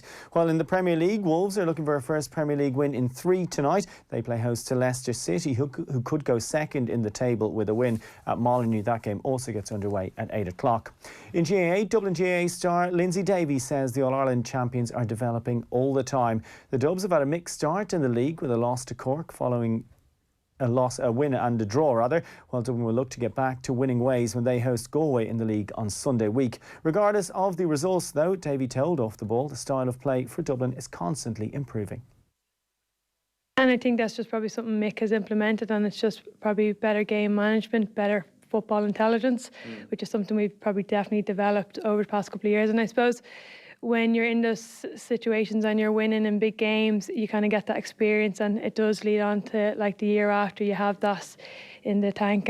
But I suppose for us, like I say, we've kind of got a much younger squad at the moment training, and it's going to take that time to kind of build that. And I suppose when the experienced players come back in, that's going to be something we're going to try and pass down to the younger girls and get them up to the standard. Meanwhile, in golf, Rory McIlroy is tied for 7th place after the opening round of the Genesis Open in LA. The County Down Stars 3 under par following an opening round 68 that included a couple of eagles. American Matt Kuchar, meanwhile, leads on 7 under par. Tiger Woods is on 2 under par. McIlroy begins his second round just after 20-8 this evening, Irish time, again in the company of Dustin Johnson and Patrick Cantlay. And he's regained his world #1 ranking and says spending less time on social media has helped. If I'm scrolling, through Instagram, inevitably I'm going to come across something that features me, and then if I can get down the rabbit hole. So just to sort of keep all those distractions at bay, it'll help me. It definitely helps me on the course, but I think it just helps me with my life as well. Just in general, I have more free time, I can do other things, and I can be a bit more productive. Yeah, relatable stuff there. It just happens to you, Adrian. You go on social media, you find this stuff about yourself and just can't help but read about it. I wouldn't be one of the ones to be like, but I can understand how. What age is he? Like 30? Yeah. The penny is now dropped that he shouldn't be trawling around social media. No, actually, I'm going to come to Rory McIlroy's defence on this whole idea that now that you're 30 and you're only realising this, that's okay. Just reading his interviews now with Kimmage over the last couple of weeks, he's saying, I wish I'd actually learned about my brain a little bit more when I was in school. I didn't read all that much when I was a kid. I just played golf all the time, became a professional golfer, and it's only now at this stage in his life where he's reading all these books. Like, I mean, some people can buy into this school of psychology. What I'm saying is you don't need to read a book to know that, like, but maybe stay away from abuse, stay off social media. Maybe you do. Like, but it's not just about abuse. He's saying he's got so much more free time. This is a wider thing for him. I'm all for that. So, like, if you're learning at 30 years of old, apart from everybody who's watching us on Facebook, YouTube, and Twitter, everybody else, stay off social media. Well, like, I mean, maybe people will learn to love social media at the age of 30. Learning never stops, Adrian Barry is the lesson this morning. And that's a lesson you can take away for free. Right, and finally, Rugby Academy back row, Josh Hodnitz makes his senior Munster debut later. Eoin van Graan side face the Southern Kings at Irish Independent Park later. Chris Farrell and Jack O'Donoghue, also, of course, fresh from Ireland duty, they're back in the side as well. Kick-off in Cork at 25-8. Thanks, William Tom. Thanks for that. Enjoy the weekend. Alan Quinlan joining us in studio next here on OTBAM. Before all of that, though, Ronan O'Gara picked up on something that Brian O'Driscoll had been saying to OTBAM during the week. Brian, unhappy with Ireland going down the line when they ultimately mauled over against Wales, even though it did work out. Bod thought that it was an unnecessary risk. Ronan's thoughts. Having played under or in a green and a red jersey for a long time, I think the level of captains I've played under has been exceptional. And I think Brian is right. With experience, Johnny will get that, because it's the exact same as anything. For the first time, you're nowhere near as good as you are for when you do it the 20th time.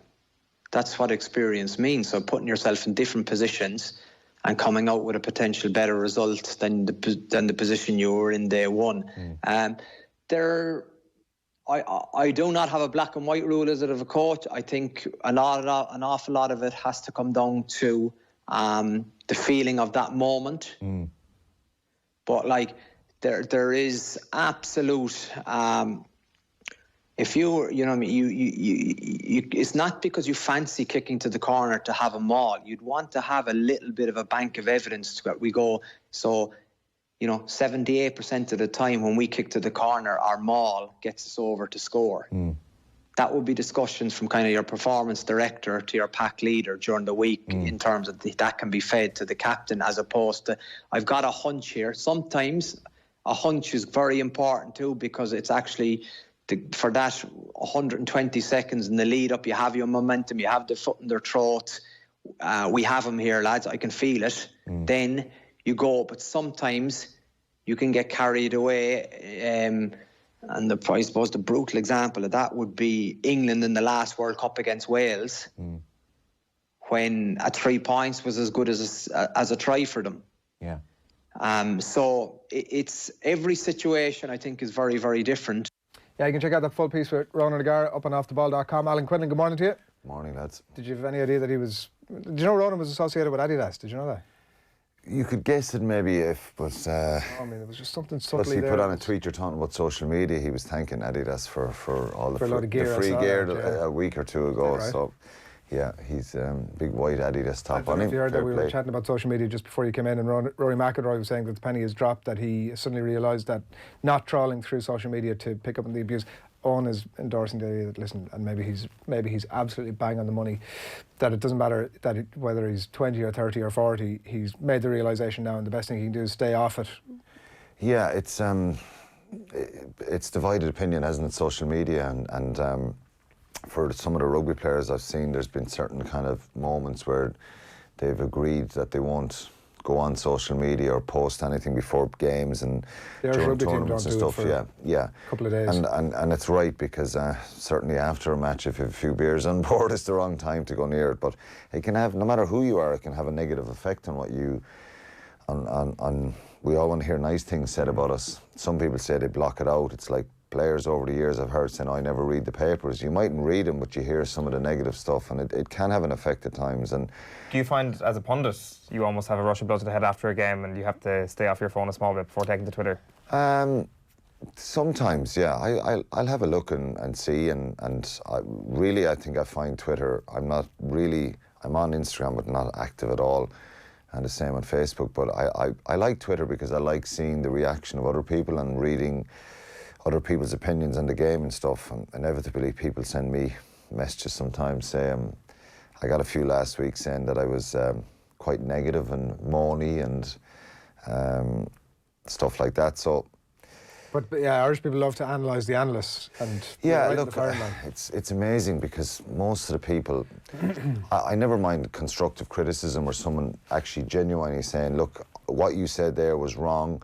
But it's amazing how people, and sometimes it's highlighted by other people, where they say things about you on Twitter and they're following you, but they won't kind of link you in the tweet or something like that. And I can't decide whether that's good etiquette or bad etiquette. That if there's something shitty to say about you, at least I do respect people if they put you in there and they say to you, I think you're wrong about this or wrong about that, or that was a bad call, or it wasn't a yellow card, and you're talking out your wherever, and that's fine. But I think a lot of people use it just to really have a rant and insult people or have a go off people who they've never really done anything themselves at any level. It's not about, I'm not saying you have to be a professional athlete and play for your country, but I respect everyone that plays sport at any level, and you value people's opinion, because some of my mates never really played sport, but they're very, very much into their sport and they're very intelligent in their observations of what's going on. So Twitter and social media and all that stuff can be reckless at times. Well, the people, I never blame the platform, I have to say. There are people behind all that, obviously. Yeah, and sometimes there's people up there with no profile or no picture themselves, and they're continually abusing it. And if you look at their timeline, they have a habit of giving out about everything. Do you know what I mean? Genuinely, you put yourself in a position, for me now, if I'm doing commentating, I think I'm good. I used to think I was lacking confidence in it, and it's not that I'm cocky or anything like that. I'm probably my own worst critic, but sometimes people will have a pop off you, and that's what social media is like. And unfortunately, sometimes you are better staying away from it. Particularly, there's been lots of stories about GAA players coming in, first thing they grab is their phone, and the Cork goalkeeper a few years ago, the under-20 goalkeeper, and when he made a number of mistakes and he picks up the phone and there's horrendous abuse there, and that can have a terrible effect, because doing something wrong or having a bad game has its own effects on the player, and then you kind of add that with people online who have a go off you, and it's difficult. You can't really. On occasions, I've kind of said to people, "Would you say it to my face?" And most of the time they don't. I'm dreading the day I say that to someone, and there's a big 6'5" bodybuilder on the other end. If I go and meet him somewhere and he knocks the head off me. But it was. Don't be going to meet anybody anywhere, Quinny. No. But look, it's fine. Some of it is good, and do you know what? Sometimes you engage with someone and you kind of say, "Look, this is what I thought," and they actually end up having a bit of banter and nearly a laugh with them. Some people's. I find with social media, people fire stuff out very quickly without thinking, and it's sometimes it can be very hard, particularly on the sports person. You know what I mean? For me, it doesn't really matter. Brian Moore actually was having an argument with someone on Twitter yesterday, the former England rugby player, about Greta Thunberg, and there was a debate going on about that, and he literally said he got involved in the conversation, and this guy who had no name or profile picture of himself basically asked some other person, would they say it to his face, and Brian Moore said, "I will." And so it can be humorous and very good at times, you know what I mean? You doubted yourself as a commentator? I doubted myself. Yeah, sometimes I do. It's the same when you play sport. I doubted myself a lot when I was playing rugby. Confidence and self-belief, and that's why it's a totally different level where Rory McIlroy is. I can believe, no matter who it is in sport, that you will have negative self-analysis. You'll have that negative voice in your head that can rattle you, and then you look at something, you read something, and you focus on that negative thing, and it can have an effect on you. Of course I doubt myself. I believe what keeps me kind of sane or enjoying the job is that you try and give an honest opinion, and that's not always right. But of course there's always people who disagree with you. I don't mind that. Constructive criticism is great. But the part of firing out abuse at people online from people who've never actually been in any sort of an environment. I'm not talking about a sporting environment where you've had to perform under pressure and you've made mistakes. that's life, ups and downs of it. Cyrus Christie stuff 2 years ago, like that's a disgrace where people are actually, the guy gave away an own goal, he gets racial abuse online. There was one guy started a thread in a post of trying to drum up support for his racist abuse, you know, and that stuff is very difficult, but it's effectively it's unregulated, you know. You can say what you like and people can create fake profiles and stuff like that, but usually I think there's a common theme here that the ones that are doing the abuse, if you look, as I said, if you look down the timeline, they're giving out about politics, they're giving out about sport, they're giving out about the weather, they're giving out about actors, they're giving out about a movie. It's just constant, and really it's... You get to a place where you're comfortable. So, like in life, you get to a place where you're comfortable. Like at some point, you get maybe not comfortable, but maybe you get a bit more easy with it. But as a player, generally, like you can retire from early 30s to whatever. There's less stress as a player because players really, there's a massive focus on performance, and you're playing for your future and your job and a whole lot. Of course, this is my job now, and I do commentary at the weekend for Virgin Media, and there's 700,000 or 800,000 people watching the game, sometimes up to 1 million. The English game could be well over 1 million people watching. I'm sure it will be. And you're the one that's going into everybody's sitting room, and you're kind of course, there's a nervousness and an anxiety about that, and I have a natural anxiety anyway, so, and I do tend to kind of beat myself up and overanalyze, so sometimes you say things in the spur of the moment. Commentary is reactive analysis. It's not easy. When you're sitting in the studio and you watch the half and you have an ad break and you can chat with your fellow pundits and say, what do you think of that or this or that? You have time to react to it. Commentary is reactive analysis, so you have to be careful that sometimes your opinion kind of can waver, like that was a yellow card, then you see the replay and you say, you know, seeing it again. So it's quite difficult, and people can jump on that. But by and large, I meet people all the time who say, God, I love listening to the match and you made it simple, and that's nice to hear, as opposed to maybe sometimes a few people who say you're rubbish or whatever. And sometimes things you say off mic gets picked up. Well, I kind of, sometimes, so, we'll just move on swiftly. At least I've said it to your face. Yeah. Is that that? Exactly. Right, we've gone off on an awful tangent. We've only a couple of minutes left, but Jeremy Guscott sat in the chair that you're sat in last week and said that Ireland were going to win the Six Nations, and there was certainly a large part of me that was thinking he's just saying it to be nice and polite. Is there more evidence for that now on the back of last weekend, or what are you thinking? I think so, yeah. Like, you'd have to be a little bit more optimistic, obviously. I'm afraid to kind of get too optimistic because of what happened at the World Cup, but I think there is a new feel about the group, and that can happen with, you see it in the Premier League sometimes when you change managers and there's a new group and there's new ideas, it can just revitalise players. I think the biggest problem last year was a lot of it was players' form as well. It just kind of dipped right across the board, and I've said this before, it wasn't that players were playing terribly, it was just they weren't playing brilliantly as a group, and you have to do that when you're playing at top level. So I think there's certainly more optimism, but I'd be cautious about it because even though England are missing Billy Vunipola and probably Manu Tuilagi now, Anthony Watson, they're missing a few of their kind of big influencers in their games. Jones is saying that Slade and Tuilagi possibly back.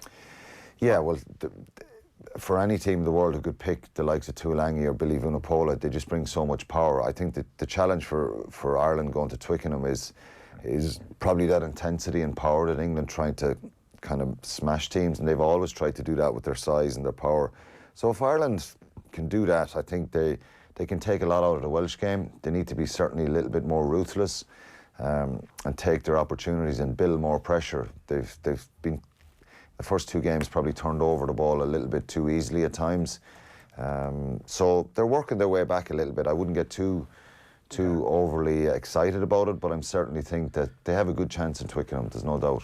With a minute to go, I sort of put down to ask you about who your Irish player, the Six Nations so far, is going to be, until I was reminded outside that there's one player you've given man of the match to in both games so far, so I'm assuming that that's the answer. No, Shane Jennings was sitting beside me, and I said this to a few people last week. I thought Stander was brilliant, in fairness, and you're kind of writing down a couple of players and you're thinking of it again. You've got to react pretty quickly because sometimes it's not that clear cut, and so I'm dragging him into agreeing with just the big moments that CJ had in the game and the impact he paid, and the player should not get man of the match just because he got it last week. I just felt that he was the one that.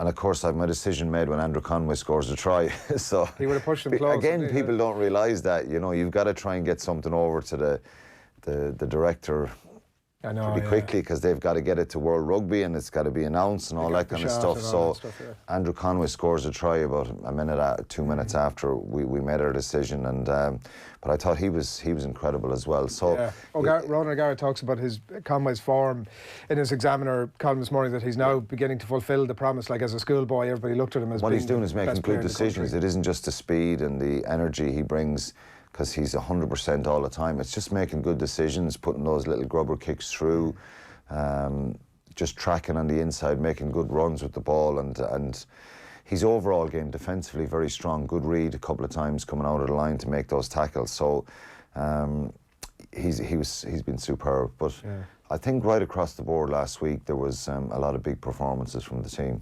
Kind of a consistent level of high performance. And it was needed. I think they got fortunate probably with a couple of mistakes Wales made, and they, when Thomas Williams drops the ball and Ireland get that bit of pressure where Furlong scores, and maybe with the Josh van der Fleer try, I still think it was a try.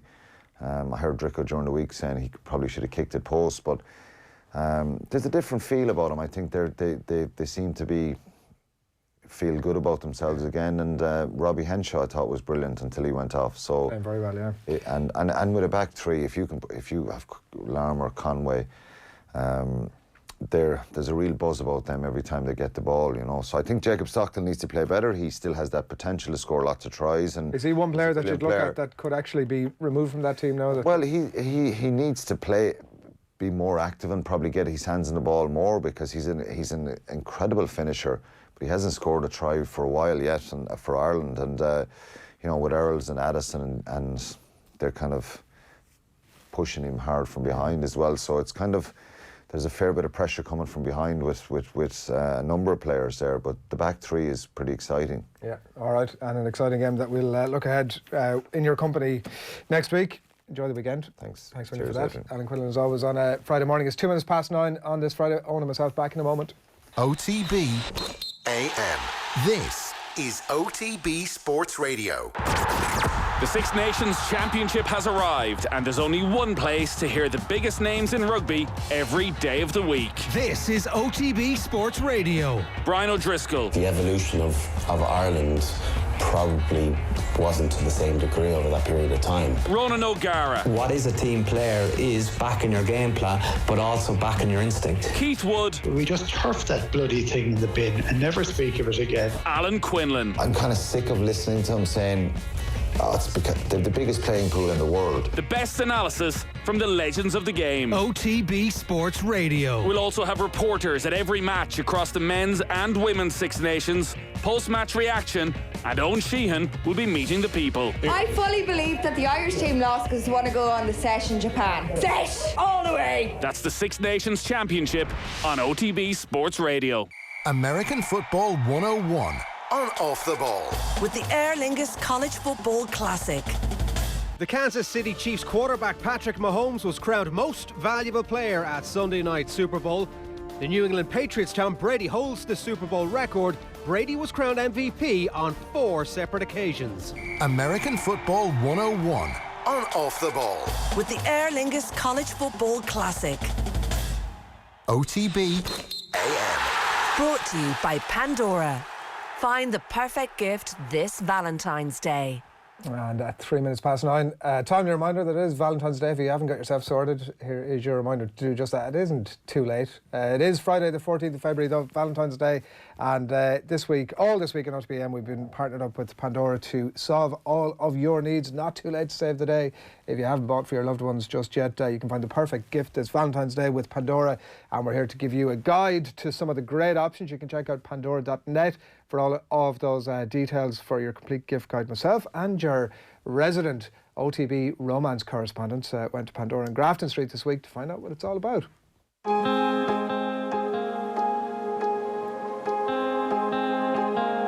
Look, let's face it, we all need some help from time to time. That's why this week here at OTBAM we've teamed up with Pandora to bring you some advice about what you should actually do on Valentine's Day for the love of your life. I'm useless at this stuff. Absolutely useless. I forget dates, forget anniversaries, forget all sorts of stuff. So I think that Emma's going to talk us through a lot of the options here today. I don't know if you're going to be able to be helped, though. You're like a bit of a lost cause. No, it's true. But if anybody's up for the job, I think Emma's up for the job. They've got some experts. Let's go. Here we are back again, and it's Friday. It's actually Valentine's Day. Yeah, you're in a sweat now, aren't you Yes, guys? sweaty palms. Help us out. What we're going to show you today then instead is we're going to stick with Pandora's bracelets and charms, because that's what we're synonymous for. But we're going to show you something a little bit more newer and a bit more contemporary as well for the Pandora charm bracelets. So this here is called Reflection. So you can see the charms on this are a lot flatter. They're not like the ones that I have on that roll, so everything clips onto these ones as well. And the great thing with the new ones that we've just brought out for Valentine's, that they're completely reversible. So you've got one here with your CZ crystals in it to make it nice and sparkly, or you can actually reverse it and have it flat as well. So on both sides. Okay, well. And again, with all of these, they can completely come off, so you can customize it to her style, and show her that you know her by picking out the right charms, or giving her the option of having the charms the two ways. This comes in silver, they come in Pandora Rose, and they come in Pandora Shine as well, so you can really mix up what she likes. So with this one here, then you've got your little safety chains on it as well, and a flower clip there if she's into nature, if she's into gardening. So you're really going to put the emphasis on what she loves. And then if you want to go a little bit higher up in the market, you can go with the Pandora Shine one, and then the heart onto this to represent Valentine's Day as well. So for anybody who's concerned about like next birthday, next Christmas, you can add on to these as well over time. Yeah, there's an array of charms that go on this, from initials to something sparkly to something a little bit more classic, and to the safety chains. So you can completely build these up as well. Panic over. Thanks a million. No problem. You've been brilliant. Thanks, Emma. Cheers.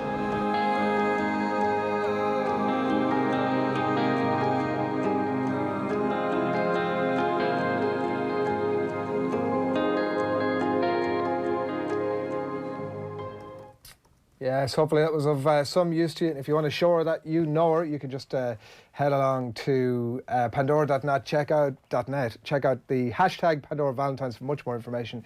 You can get more info as well on offtheball.com. And if there was anything in today's instalment that floated your gondola, you can tune in again tomorrow morning when we'll have no more tomorrow, but you can check out the full pieces up on offtheball.com. Emma's complete guide to what you need this Valentine's Day. Last night, obviously got the Valentine's card in preparation for having to leave early this morning, and everything set, and got the 3-year-old I bought a little stamp set in Tiger, you know, those little sort of dip it in the ink, put it on the card type thing, like love hearts, whatever you're having yourself. Got him to design up all that stuff and then put his scrawl all over the page. And then the key to it all was to try and explain to him, at 3, it's difficult to forward explain something to a child. I need you to do this in the morning. When you're not there to remind them to do this thing in the morning. Like, you can't really trust that they're going to understand that, wake up in the morning and go, oh, that was what was... So, what I'd said, when you go to sleep, I'm going to put the card under your pillow, and then when you wake up tomorrow morning, normally he wakes up about 7 o'clock and comes hurtling into our room, and I was like, when you wake up, you get the card, you go into Mum, you say, Happy Valentine's Day, blah, blah, blah, blah. And he was like, yeah. Nice idea. Walked through it with him a couple of times. Just to the point where I thought, you understand the thing or whatever. So I thought, actually, I got quite confident that he had nailed this entire thing. He went off to bed, I wrote the card, went back up, put it underneath his pillow, and I thought, actually, I am feeling a little bit confident that this is going to work. So I got a text from my wife there a little while ago saying they were sat on the couch this morning, and she said to him, Happy Valentine's Day. And he replied, because this was in his lexicon now, this was an expression that he was aware of, Happy Valentine's Day. And like, she was thinking, oh, this is going to, because I told her, oh, this is, this is going to trigger something out in his mind. And she was like, oh, anybody got any Valentine's cards? And he was like, I have one, it's under my pillow, but it's for tomorrow. He was like, that was so close. That was so close. It's a thought that counts all the same. Brownie points galore for me there. Well, 100% well done. Jesus, you've started your day off to a stormer. Off to a flyer. Also, your final chance, by the way, to win a €100 voucher for Pandora, which we've been giving away in the build-up to Valentine's Day. To enter, just share this morning's OTBAM, wherever it is that you're watching, and use the hashtag Pandora Valentines, and that competition live now on the Off the Ball social account. So check it out there. It's all with thanks to Pandora, and the very best of luck on that. You're going to need it because, I mean, if you haven't got stuff sorted by now, time is running out for you. That's nearly us for this morning. Do stay tuned though. If you've missed anything, you can head along to the podcast, watch back on our YouTube channel as well. OTB is back. It'll be on your radios, OTB Sports Radio obviously right through the day, but back on the radio tonight from 7 o'clock. Team 33 as well, going to be live from 9 o'clock in the company of Enda Call. Off the Ball returns tomorrow from 1 to 5 with John Duggan, and Sunday with Joe. From 1 o'clock there as well. And that's pretty much it from us for this morning. Only of you, anything else to add? Anything more to contribute? Nothing more to contribute. Any more insight to give into the weekend of Eoin Sheahan? I'll be leaving that up to Monday morning's viewers to come and ask me whatever I did over the course of the weekend. Who knows? Are we expecting much No. purchase out of that? Absolutely not. Okay. Well, listen, whatever it is, you enjoy your weekend. Thank you. And you too. We'll see you back here. What's the plan for you? I never asked. Sorry, I'm getting this in the 93rd minute. No great plan. Okay, no. It's worth asking that question then. Right, it is 9:10 on this Friday morning. We're going to leave you this morning with the very latest of our episode of our new show, the Classic Game Club. This is Ronan, Phil and Eoin looking back on boxing's St. Valentine's Day massacre when Sugar Ray Robinson and Ray LaMotta fought in 1951. Enjoy. OTB AM. This is OTB Sports Radio.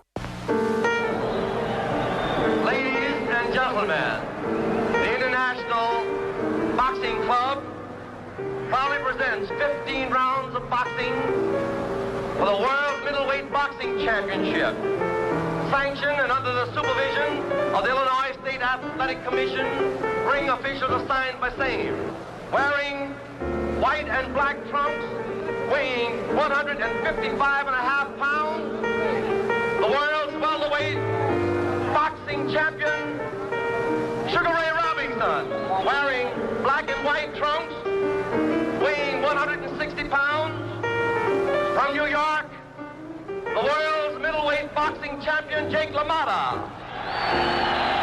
The referee, Frank Sakura. Yes, indeed. A very happy Valentine's Day to you and welcome along to the Classic Game Club. This is the show where we go and watch back a classic sports event and chat about it here in studio. It's like a book club, except for sporting events. It is Valentine's Day, so we're looking back on the St. Valentine's Day massacre. Not the initial St. Valentine's Day massacre, which was, of course, when Al Capone lined up 9 people from a rival gang and shot them all dead. This is the sporting version of the St. Valentine's Day massacre, which was a little less violent than that, but still fairly full of blood. It's Jake LaMotta against Sugar Ray Robinson from the year 1951, 14th of February. Ronan Mullen, you're very welcome. Owen, thanks for having us. Phil Egan, how are you? Good to be here, yeah. It's Off the Brawl meets Classic Game Club. The greatest crossover since Batman versus Superman. Yeah, it's the collaboration people have been clamouring for, and we've delivered it early doors here. Absolutely. Often in boxing, promotions get in the way. Yeah. They often do, but you know we managed to cut through all the bullshit here on the Classic Game Club. This is an unusual departure for us. The previous 4 episodes, which of course you can check back on youtube.com/Off the Ball, have all been in the recent past where it's like, yeah, I remember watching it, I was here, I was potentially working at the game. This is a vastly different situation. I presume it's something for the two of you that was a huge figure of your boxing knowledge that you kind of look back on 2 of these, obviously as all-time greats, but this particular encounter as one of the most stunning boxing events we've seen. Yeah, and like, as you said, more recent boxing fights, the callback is automatic where you can remember bits and pieces straight away, whereas with this fight, it's almost like a fusion of not only all of their fights, but the post-treatment, the movie and whatnot. So it's just trying to watch this one specifically on its own merits, as John Giles would say, and see how it played out as opposed to the other ones. Were you well aware of this?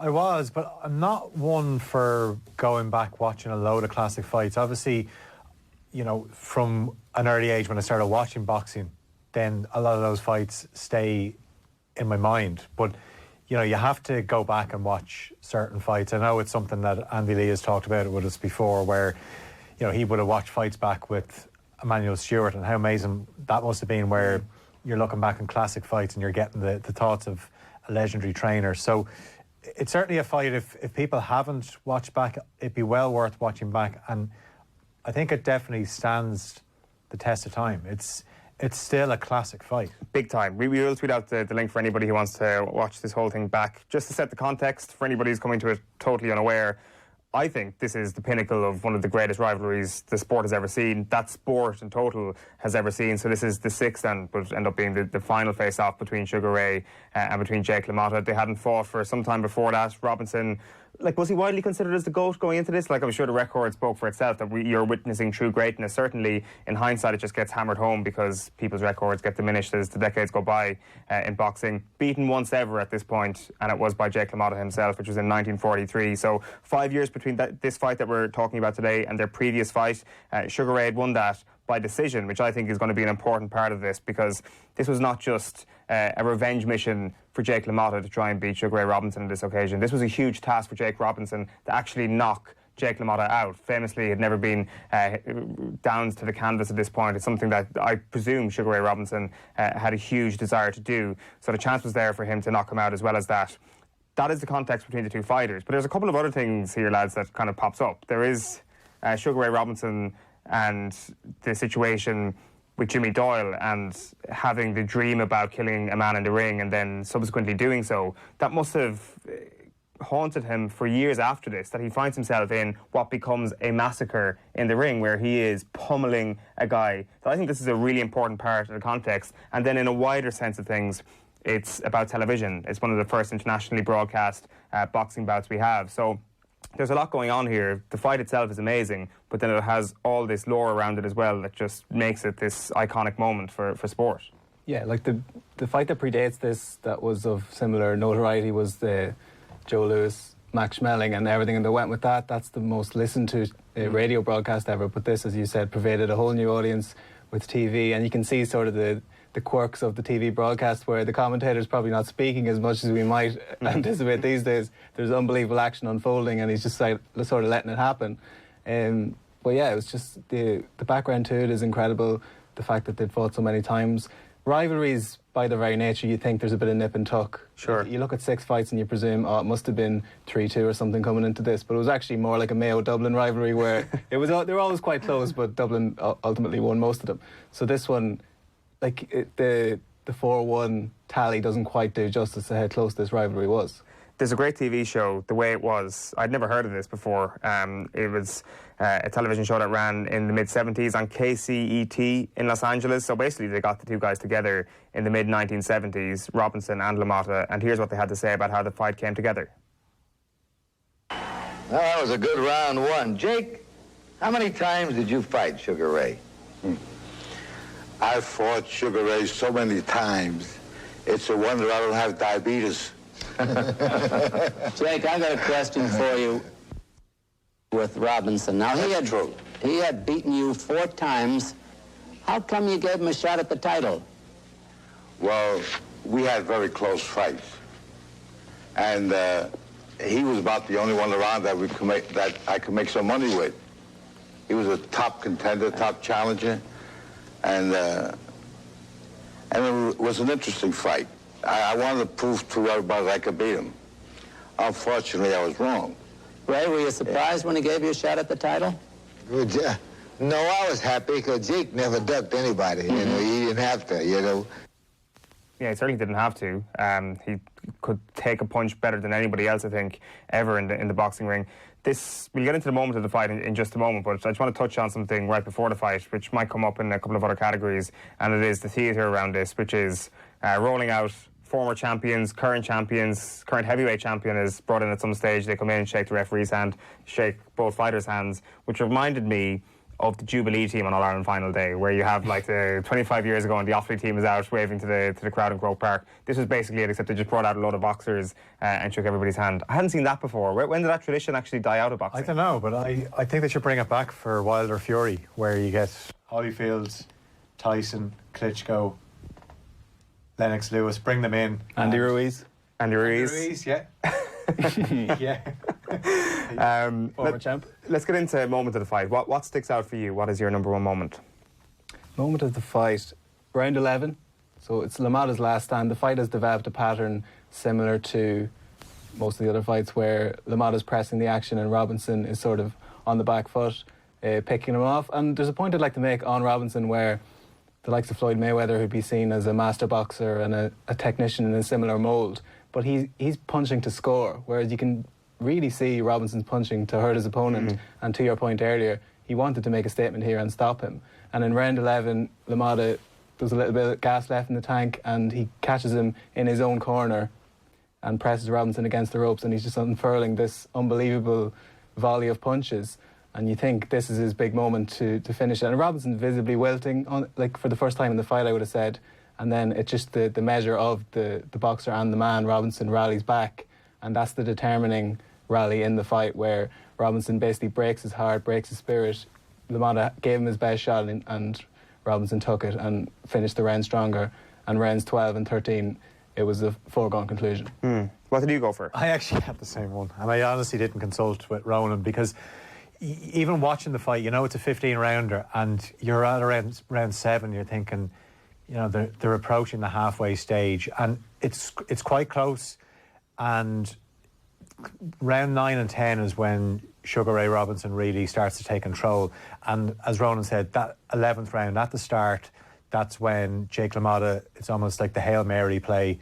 And even watching the fight, you know the crowd are on LaMotta's side, because every time he lands, there's a bigger cheer. And just the natural style that he has, well, it's not natural, but the way he fights, the way he charges forward like the bull, and, you know, he just constantly presses Sugar Ray Robinson, gets him into a corner, and you think there's a slight chance that he could do this. But once Robinson survived that, then, you know, that is it, done and dusted. That is it. So what does he last after? About 6 minutes of boxing in total after that? It could have been stopped in the 12th. As the commentator said, it was LaMotta against gravity after that point, where he was basically just trying to stay on his feet. And like Robinson, if people, like prospective boxers, want to watch why Robinson's so revered still, the way he picks his punches in round 12, it's like there's nothing wasted. And yet it's not as if they're lancing blows and he's bobbing and weaving, he's thudding them in there. And but for LaMotta's bravery, which is akin to that episode of The Simpsons where Homer has this like helmet inside his head where he can take undue punishment, LaMotta should have been all out. That for me is the moment of the fight. Once you get past the moment when Robinson is trapped in the corner and you do have only 6 minutes left, I think it helps with the context that we have here, which is rewatching a fight. If this is the first thing we're watching, it's like, okay, this is grand, this is almost getting a little bit grim, but it's almost like, oh my God, I can't believe there's another 4 to 6 minutes to go here when this guy is taking such a pummeling.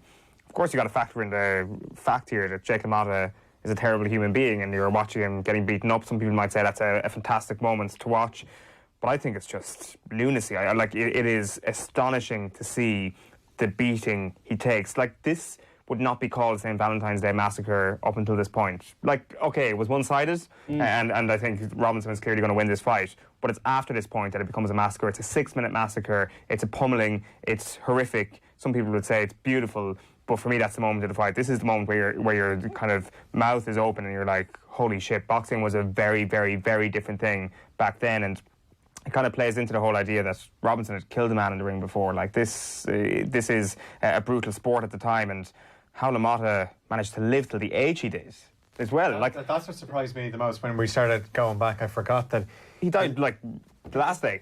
95. Like that. We'll get into most jarring now in just a moment, but that's one of the things where I was like, okay, I had to go onto his Wikipedia page a couple of times just to ensure that this is the same person, the same human being we're talking about, getting this sort of beating in 1951 and still being alive a couple of years ago. There's a couple of things we want to play. We want to go back to the way it was, because on this topic of taking punishment, Jake LaMotta actually broke it down pretty interestingly here. I've been so used to it. I've fought him so many times that it gets to be a natural thing. You know, you move that fraction of a second when most people think you're really getting the full power of the punch. You're really not. Just that fraction of a second, you know.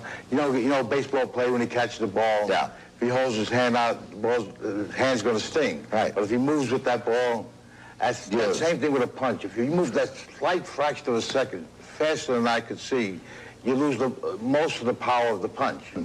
I guess God gifted me with a hard head, because I really couldn't feel punches.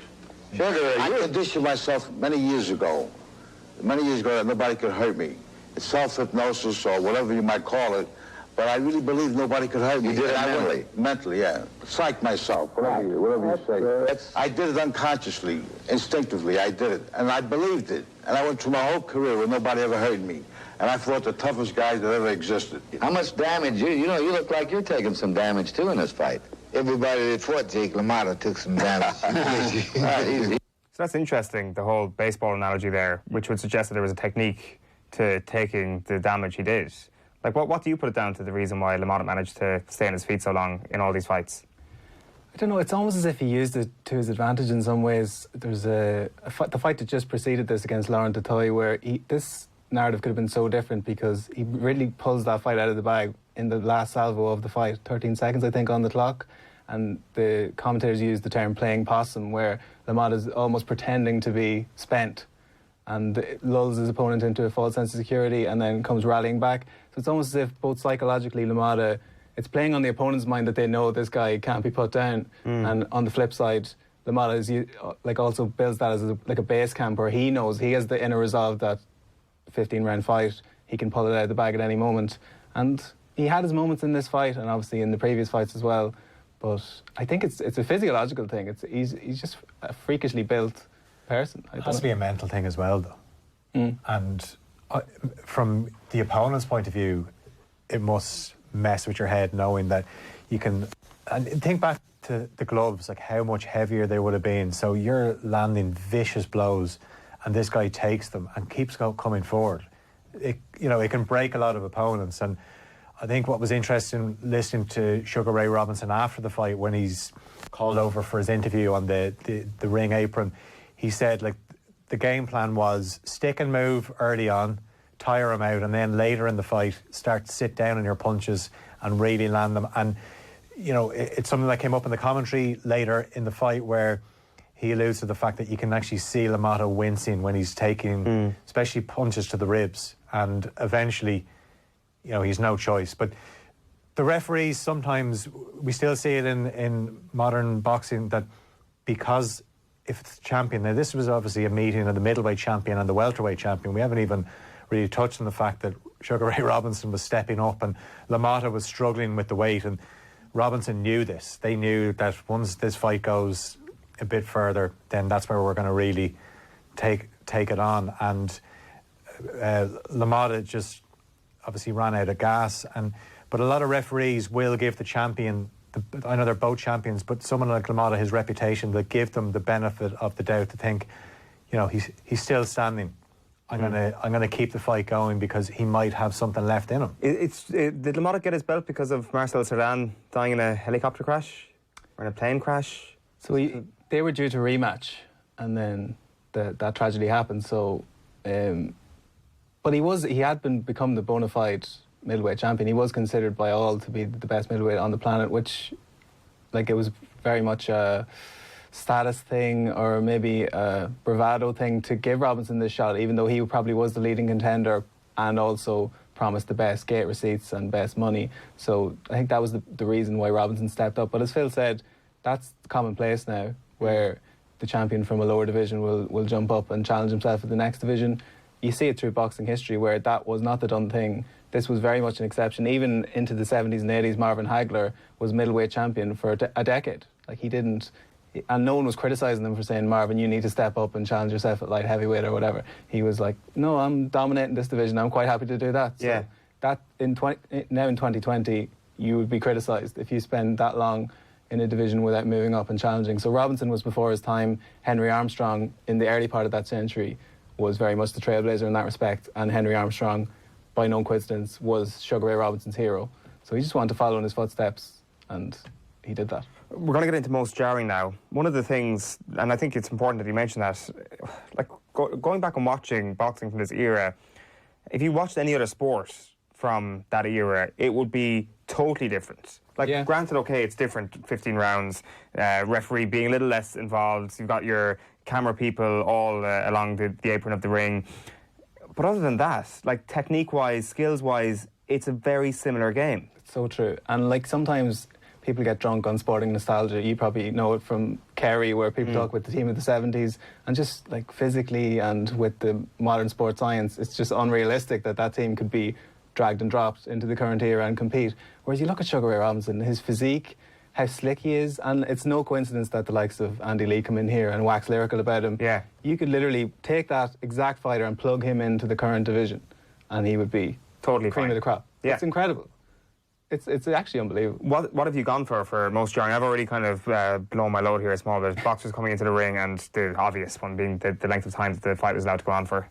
Yeah, so the 15-round nature of it's something, again, we've touched on, but that is such a huge factor in how both men approach this fight in a way that it wouldn't be on over the 12-round distance. And me and you spoke to Ray Mancini in here, I think, last year, and he's very much an advocate for the 15-round fight where you get a conclusive winner.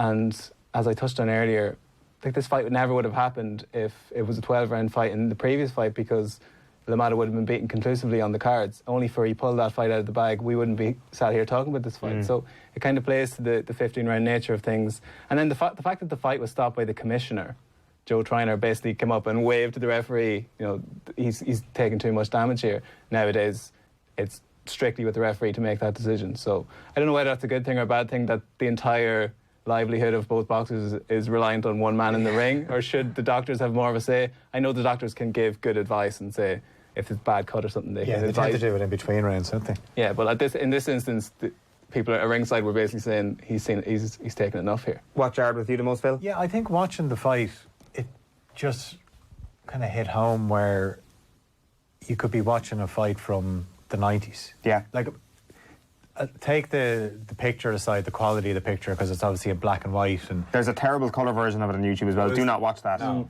But that's the thing. I suppose that happens because they have specific weights that they have to fight on. So you mentioned Gaelic footballers, obviously physiques have changed. Now, physiques can change, but your weight can't change. You have to stick within a weight division. So that's why you can look back at boxing and a fight in the early 50s and it still stands the test of time. And Sugar Ray Robinson's jab it's unbelievable. And you have to almost rewind a couple of seconds to actually see it in action sometimes. When your commentator is going crazy, you're like, I actually missed that. Yeah, and LaMotta said it even, that he's one of the hardest hitters he ever fought. And this is, if you look at some of the combinations Robinson lands and LaMotta's taking them, and obviously Robinson said, yeah, not many hit harder than LaMotta either. So, you know, they both took severe punishment. And the nature of these fights, like we normally talk in trilogy terms, Ward Gatty's obviously the most famous example, where the first round of the second fight was round 13. They just picked up where they left off. And you could see there was an established pattern with these two guys where Robinson he was a little bit lazy. I don't know if the deterioration was beginning to set in, because he gets caught clean a lot. And there was more parity in the jabs than you would expect. I'd say the extremes are exaggerated, where LaMotta is pegged as this slugger who can't box, and Robinson's pegged as this sweet scientist who doesn't like to get rough inside. But quite the opposite. They were able to mesh and fight each other's games at times.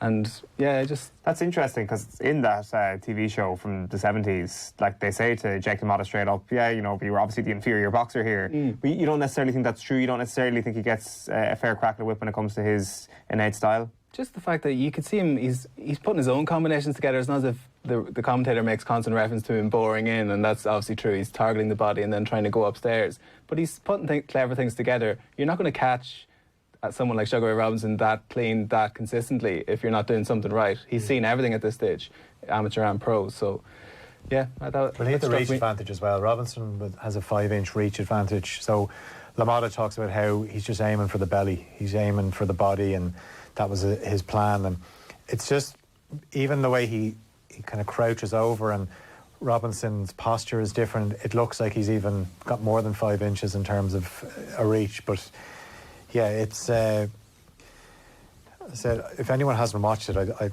love to hear their opinion on it, because, you know, I hadn't actually. I'd seen snippets of it, but I had never actually sat down and watched the full fight from start to finish. I had watched highlights, I'd watched certain rounds, but I sat there and took notes round by round. Well, we're moving on to trending. And the main reason why you need to watch this fight is because of one particular brand of beer that's trending. We let the commentator and the broadcast team in Chicago in 1951 tell you all about it. There's the bell ending round number 7. And this crowd is thoroughly enjoying the spectacle of a World Middleweight Championship as the defending champion, Jake LaMotta, continues to force the fight and to keep slugging away at Sugar Ray Robinson. Well, of course, you know championships are nothing new to Pabst. When you visit the brewery in Milwaukee, you'll see medals for quality from all over the world. And if you haven't become a Pabst Blue Ribbon fan yourself yet, here's a challenge.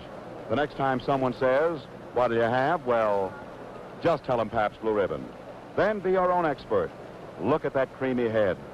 Enjoy that fine aroma. Savor that smooth a flavor. Ah, yes, you'll quickly learn why millions of people the world over rate Pabst Blue Ribbon the finest beer served anywhere. Warning buzzer for round... Oh, Pabst Blue Ribbon is trending very much in 1951. They are smooth, slick inserts from the commentator there. What's the commentator's name? His name is Ted Husing. Ted Husing is the man. That is as good a plug for a broadcast advertisement I've ever heard. It happens between every single round. We need to stress this at the very start, and it's always a smooth. The real champion in the world is PBR. I'd say Ted didn't have to pay for another Pabst Blue Ribbon in his life, but there's another one even when he said he just comes in and he says, "Say, look what just came in. Why, Pabst Blue Ribbon, the genuine dry ale. Couldn't you go for a nice cool glass right now?" I love the thoughts of watching commentary on Sky where Adam Smith cracks that in between in rounds, him and Matthew Macklin or something like that. It's so seamless as well. It's as if he's drinking it at ringside. It really is. Yeah, because like working in commercial radio, lads, we know sometimes you have to read out stuff you're not totally bought into. No, but this guy's bought in. This guy loves it. What do we think of PBR? Have you had it? No, but yeah, it's very nice. Because it comes in like the small can, so it never goes flat. That's stood the test of time, much like this fight. It really has, exactly. We can go back. We should have imported cans of PBR for this particular thing. So that's one thing that definitely 100% was trending. The steel bucket is obviously trending as it does. When did the steel bucket go out of fashion? Is it still going in certain quarters? Steel bucket's gone, isn't it? It seems to be gone. In case it's probably used as a weapon, more likely than not, I'd say. It's everything you watch in boxing films that you think might be overrated a little bit. Get that out of your head. It's not overrated. It's exactly like you'd expect it. Like you'd think that this is a dramatic realisation of the fight, but actually no. The photographers are there on the ring. They've got sealed buckets slamming on the thing, and you've got these over-egged PBR commercial reads and all that sort of stuff. So the anthem as well played, not oversung. Not oversung like it usually is. Good point. Just an instrumental. And a still picture of the US flag on the screen. I just love the old school attire of the people in the corner. It's we need to go back to that. Just white T-shirt with Jake on the back, just in case you forget who you're supposed to be in the corner with. Great T-shirts. Who are we with again? We're with Jake LaMotta. So we just go follow that guy. But LaMotta had an amazing robe as well, leopard print robe, I think, beforehand. And then everybody is just immaculately dressed, I suppose, as they still are in boxing circles. But I guess maybe the black and white just makes it look more uniform, like everyone around is looking fairly slick. So there's a lot of things that are trending that you'll see in all boxing fights around that time. If you don't have anything else, we'll go on to moment of the broadcast. Like, there's tons of different things. For me, at the moment of the broadcast, like if you're looking at it from a media standpoint, the historical nature of this, like going to Australia, going to New Zealand, going to Latin America, and then he's like, even on Pan Am Airlines, we're going to have live radio broadcasts of this. Like, to be fair, live sports coverage when you're 30,000 feet above ground level isn't something we've actually got to that much. This is 1951, you're hearing the fight live, it's being sent out to the armed forces. So this is like when you're living around the world, for people in Australia, New Zealand, and you've got a real interest in this thing. This is the first time you're getting pictures beamed live from the United States of these boxing encounters. Now, granted, obviously Robinson has just come back from a trip to Europe. He himself had been the man who toured the sport. He didn't necessarily need the media, but this was just a whole new level for it. So for me, that was the broadcast moment of the fight. I'm not sure what you guys have gone for. I actually went for Pabst Blue Ribbon. Well, like, you couldn't not be, really. You couldn't not be. But I think as well, I always enjoy listening to fight commentary on the radio. So I can imagine back then, obviously, you wouldn't have as many fights as you do now. We're spoiled for choice now, where social media has changed the setup of boxing, where you can't avoid fights. Like this was 6 years in the making between their last meeting. But there's something very powerful about listening to a broadcast on the radio. So what is noticeable, and you touched on it at the start, where the TV commentary, there isn't actually that much said. And I know it's true. In TV commentary, this goes in a lot of sports. Sometimes you're told just let the pictures do the talking. Yeah.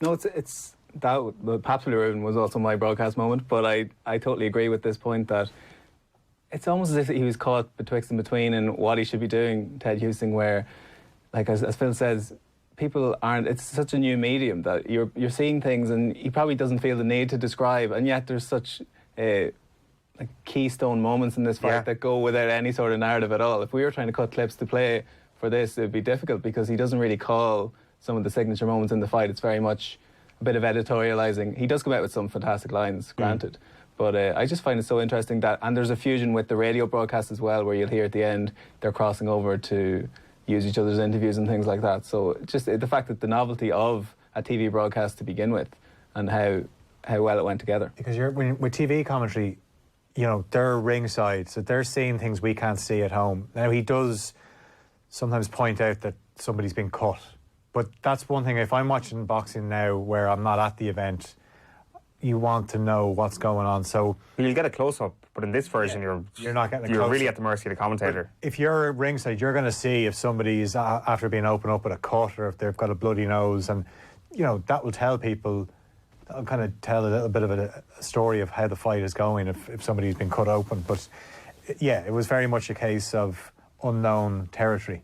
I definitely completely accept your point about the radio commentary. There's kind of a better energy about it. Like even a couple of years ago when Frampton was fighting Santa Cruz, ironically I was in Belfast at the time and all the pubs shut down extremely early, so I couldn't actually watch the fight. So just had it on BBC 5 Live, and I think that once you actually close your eyes and listen to these guys at work trying to describe a fight, it's unbelievable. And I think it's a much better version of the commentary for this as well. Like I think it's in the radio commentary where that commentator goes that it looks like a meat tenderizer has been taken to LaMotta's face, which is just a fantastic line when things start to get a bit bloody and bruised for him later on in the fight.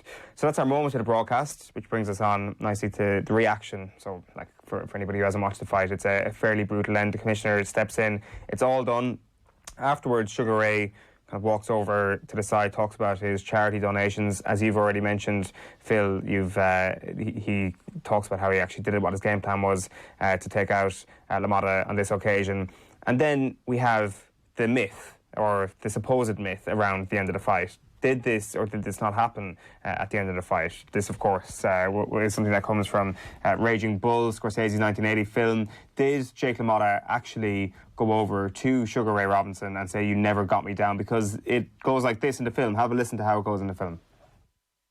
And when I say that, I mean Jake wouldn't want to quit. He wanted to go. Hey, Ray. Never went down, Ray. You never got me down, Ray. You hear me? Never got me down. Yeah? See, look. And in the 13th round, the hard luck round, the championship of the world has changed hands. Now, there are plenty of thoughts out there that this did happen, this was real, but I'm just going to say it. This can't have happened. There's no way in the world. Like as far as I'm concerned, the camera doesn't pan away from the ring in the immediate aftermath. Like LaMotta goes down to a stool and he doesn't move, even for minutes and minutes afterwards. He's still there. His corner is still tending to him after Robinson does his post-fight interview. So I just don't see how this could be met in any sort of reality, because this happens in the immediate aftermath of the fight in Raging Bull. Yeah. I'm not sure, do you agree? I don't know. It's probably one of these apocryphal things where maybe when they see each other backstage, there's a tongue-in-cheek remark and someone mentioned it and it got willed into existence, or because it was included in such a keystone pop culture moment that people have accepted it as true. And let's just accept that it did happen, because I'm sure it's a nicer end to proceedings than not. But you know, you find it hard to believe that he was in condition to say anything at that point, let alone something so momentous. Not a chance was he in any shape to say that. It's nonsense. What do you think? No, I think Ronan's onto something there, where it might have happened in the changing rooms after, when they eventually got LaMotta back to his changing room, because remember, he only fought for 3 years after this. Robinson had another 14 years. That's nuts. Which is crazy. So Robinson was 29 for this fight, LaMotta was 28. And you mentioned actually earlier about the prize or the money. So it looks like LaMotta got 45% of the net intake, which was 62,500. He got 1,500 from TV. Robinson got 15%, so he got 20,000. And then he obviously got 1,500 as well from TV. So LaMotta, this is why people said, why did you fight a guy that has beaten you? Why did you give him a shot at the title? And the figures, which I don't know what they are in modern day figures, but I'd say a lot of money. And it speaks to the earlier point that why Robinson felt the need to put on a show in these fights, because it's not like the modern day where your work is done before the first bell, where people are going to buy the pay-per-view and you have their money before the fight even begins, whereas people in attendance, there's more of a tangible, palpable need to satisfy people who are there to watch you fight. Like I remember Anthony Joshua at Madison Square Garden against Ruiz mentioned that he basically left himself fallible because he heard people sort of booing and jeering because it was a quote-unquote boring fight. And you can see why Robinson, he was criticised heavily in previous LaMotta fights for basically backpedaling and fighting on the back foot, and there was racial undertones to that as well, unsurprisingly, given the time that it was. And as I said, he was stepping on the gas constantly, and it was borne out as he managed to force that stoppage. Do you think LaMotta got great pride out of the fact that he just... Sorry, not great pride. Of course he got great pride of not being knocked down. But did he almost kind of see this as another victory? Like a moral victory. Like the whole, you never got me down. It's sort of a strange thing to say to anybody, even if it is an hour later, backstage, whatever it is. Like, is it not a situation where it's like days and days of disappointment and then going to Sugar Ray next time you see him and saying, well, you never got me down, kind of tongue-in-cheek? If this is something that actually happened in the immediate aftermath of the fight, if we actually believe that it's true, which it's not, then that probably suggests that LaMotta comes away from this thing saying to himself, I did pretty well there. Yeah, well, I'd say he was happy, obviously, to pick up the paycheck, but the fact that he went 13 rounds and this, Sugar Ray Robinson, Rona mentioned earlier, is still talked about as being one, like when people talk about best pound-per-pound boxers, his name is always mentioned. And Jake LaMotta was in the ring with this guy, so not only did LaMotta have the honour of being the first person to knock Robinson down, Robinson knocked pretty much everyone out, but he couldn't put LaMotta down. Couldn't put him down. And that brings us on to sliding doors. So, like, what moment could have changed this? I'm not sure there would have been a moment that could have changed this, to be honest, when maybe Robinson's in the corner and LaMotta perhaps gets a haymaker in. But I think he got a few in and he couldn't down Robinson at that point. It's kind of more what the overall fight represents on a sliding doors basis, I think, because, like, does LaMotta's beating that he takes that night, being dubbed the St. Valentine's Day Massacre, does that kind of hammer home the idea that all boxers are essentially in an extremely fragile place? And that is why his career went much shorter than Robinson, whereas Robinson had this invincibility that was only going to be hardened as a result of destroying this guy. Yeah, well, Robinson took less punishment, so his career was always going to last that bit longer, and the way LaMotta fought, he just took way too much punishment, and it wasn't a surprise that he was retired in his early 30s. I know he went on to do other stuff outside the ring in terms of acting, but in terms of Robinson, he just showed that his fighting style was more sustainable, and also as well, it showed other boxers that if you're the best in your division and you're beating everyone around you, try and challenge yourself. So he was able to do that. But there was no moment in that fight where you thought LaMotta was going to win. And like, as we mentioned, they were the same age at similar junctures in their career, and yet LaMotta never had another meaningful fight again. So as much as he built himself off the fact that he was never stopped, he took undue punishment in these fights. And like, he was ultimately knocked down by Danny Nardico in his next step up and stopped in that fight. So whereas Robinson fought 13 more title fights and countless other fights besides that, some documented, some not. Like, he toured the country, toured the world even, and got into a bit of showbiz, a bit of dancing. So the routes that the two lads went, post this fight are quite marked in their difference. But they, like most things, you're bound by these rivalries in a way that you aren't in many other sports. Like I'm sure if teams from previous eras are brought together, there's a bit of coldness between them, whereas, like I mentioned Ward Gatti earlier, it's probably the most famous example where they basically became best friends off the back of these brutal wars. And you probably couldn't say best friends with these two, LaMotta and Robinson, but there was definitely a strong kinship through to Robinson's death. Huge amount of respect, that's for sure. Let's finish up with the over-under. Was the fight overrated, underrated? Phil, what do you think? And it definitely wasn't overrated. And I don't know, is it underrated? Do people not give it enough? I think because it happened so long ago, I think that distance means that it becomes a little bit underrated. I think the main reason why it becomes underrated is that we judge, or I certainly would have judged boxing by every other sport, which is, this happened ages ago. You watch it back, it's only going to be fine, but, you know, within their own time, they're obviously exceptional talents. But actually, if you put that into today's world, this is still an unbelievable display of boxing from Sugar Ray, and obviously an unbelievable display of resistance from Jake LaMotta. This is savagely underrated, actually. I think the sport of boxing in this era is savagely underrated. It stands apart from any other game, any other sport, that it can stand the test of time. And I think you hit the nail on the head with the weight classes. That is the reason why. It's because physiological improvements and more strength conditioning and sports science hasn't necessarily changed the sport over the last few decades. Rules are different, it's less savage, less things are allowed to happen, and you can come less closer to death than you could back in the 1940s and 50s. So underrated for me, underrated absolutely. Another thing we actually didn't really mention was the first half of the fight, you wouldn't have even needed a referee. The ref is barely involved in it. It's not till later when LaMotta starts getting tired and then he's starting to hold on a bit, and there's a few times even where Robinson holds on later in the fight, but the referee, you wouldn't have even noticed he was there for the first 7 rounds. What are you going for, Ronan? I think it's Robinson, in summary, basically, of the whole thing, is an exemplar of why boxing has stood the test of time, because he basically carved out a whole new way of fighting. This Muhammad Ali obviously came hot on his heels in the decades which came after, fighting at these heavier weights. It wouldn't have been unseen that people in lighter weights were doing all this bobbing and weaving, but Robinson, as a welterweight, then a middleweight, sort of paved the way for future generations. And it's no coincidence that other people have tried to take on that moniker, probably fallen a little bit short. Sugar Ray Leonard, obviously the closest to it, was brilliant, very much in the Robinson mould. Shane Mosley, obviously, as well. But this is a perfect paradigm for boxing, the sweet science, and it just proves why Robinson's still held in the air that he is. Is he the GOAT?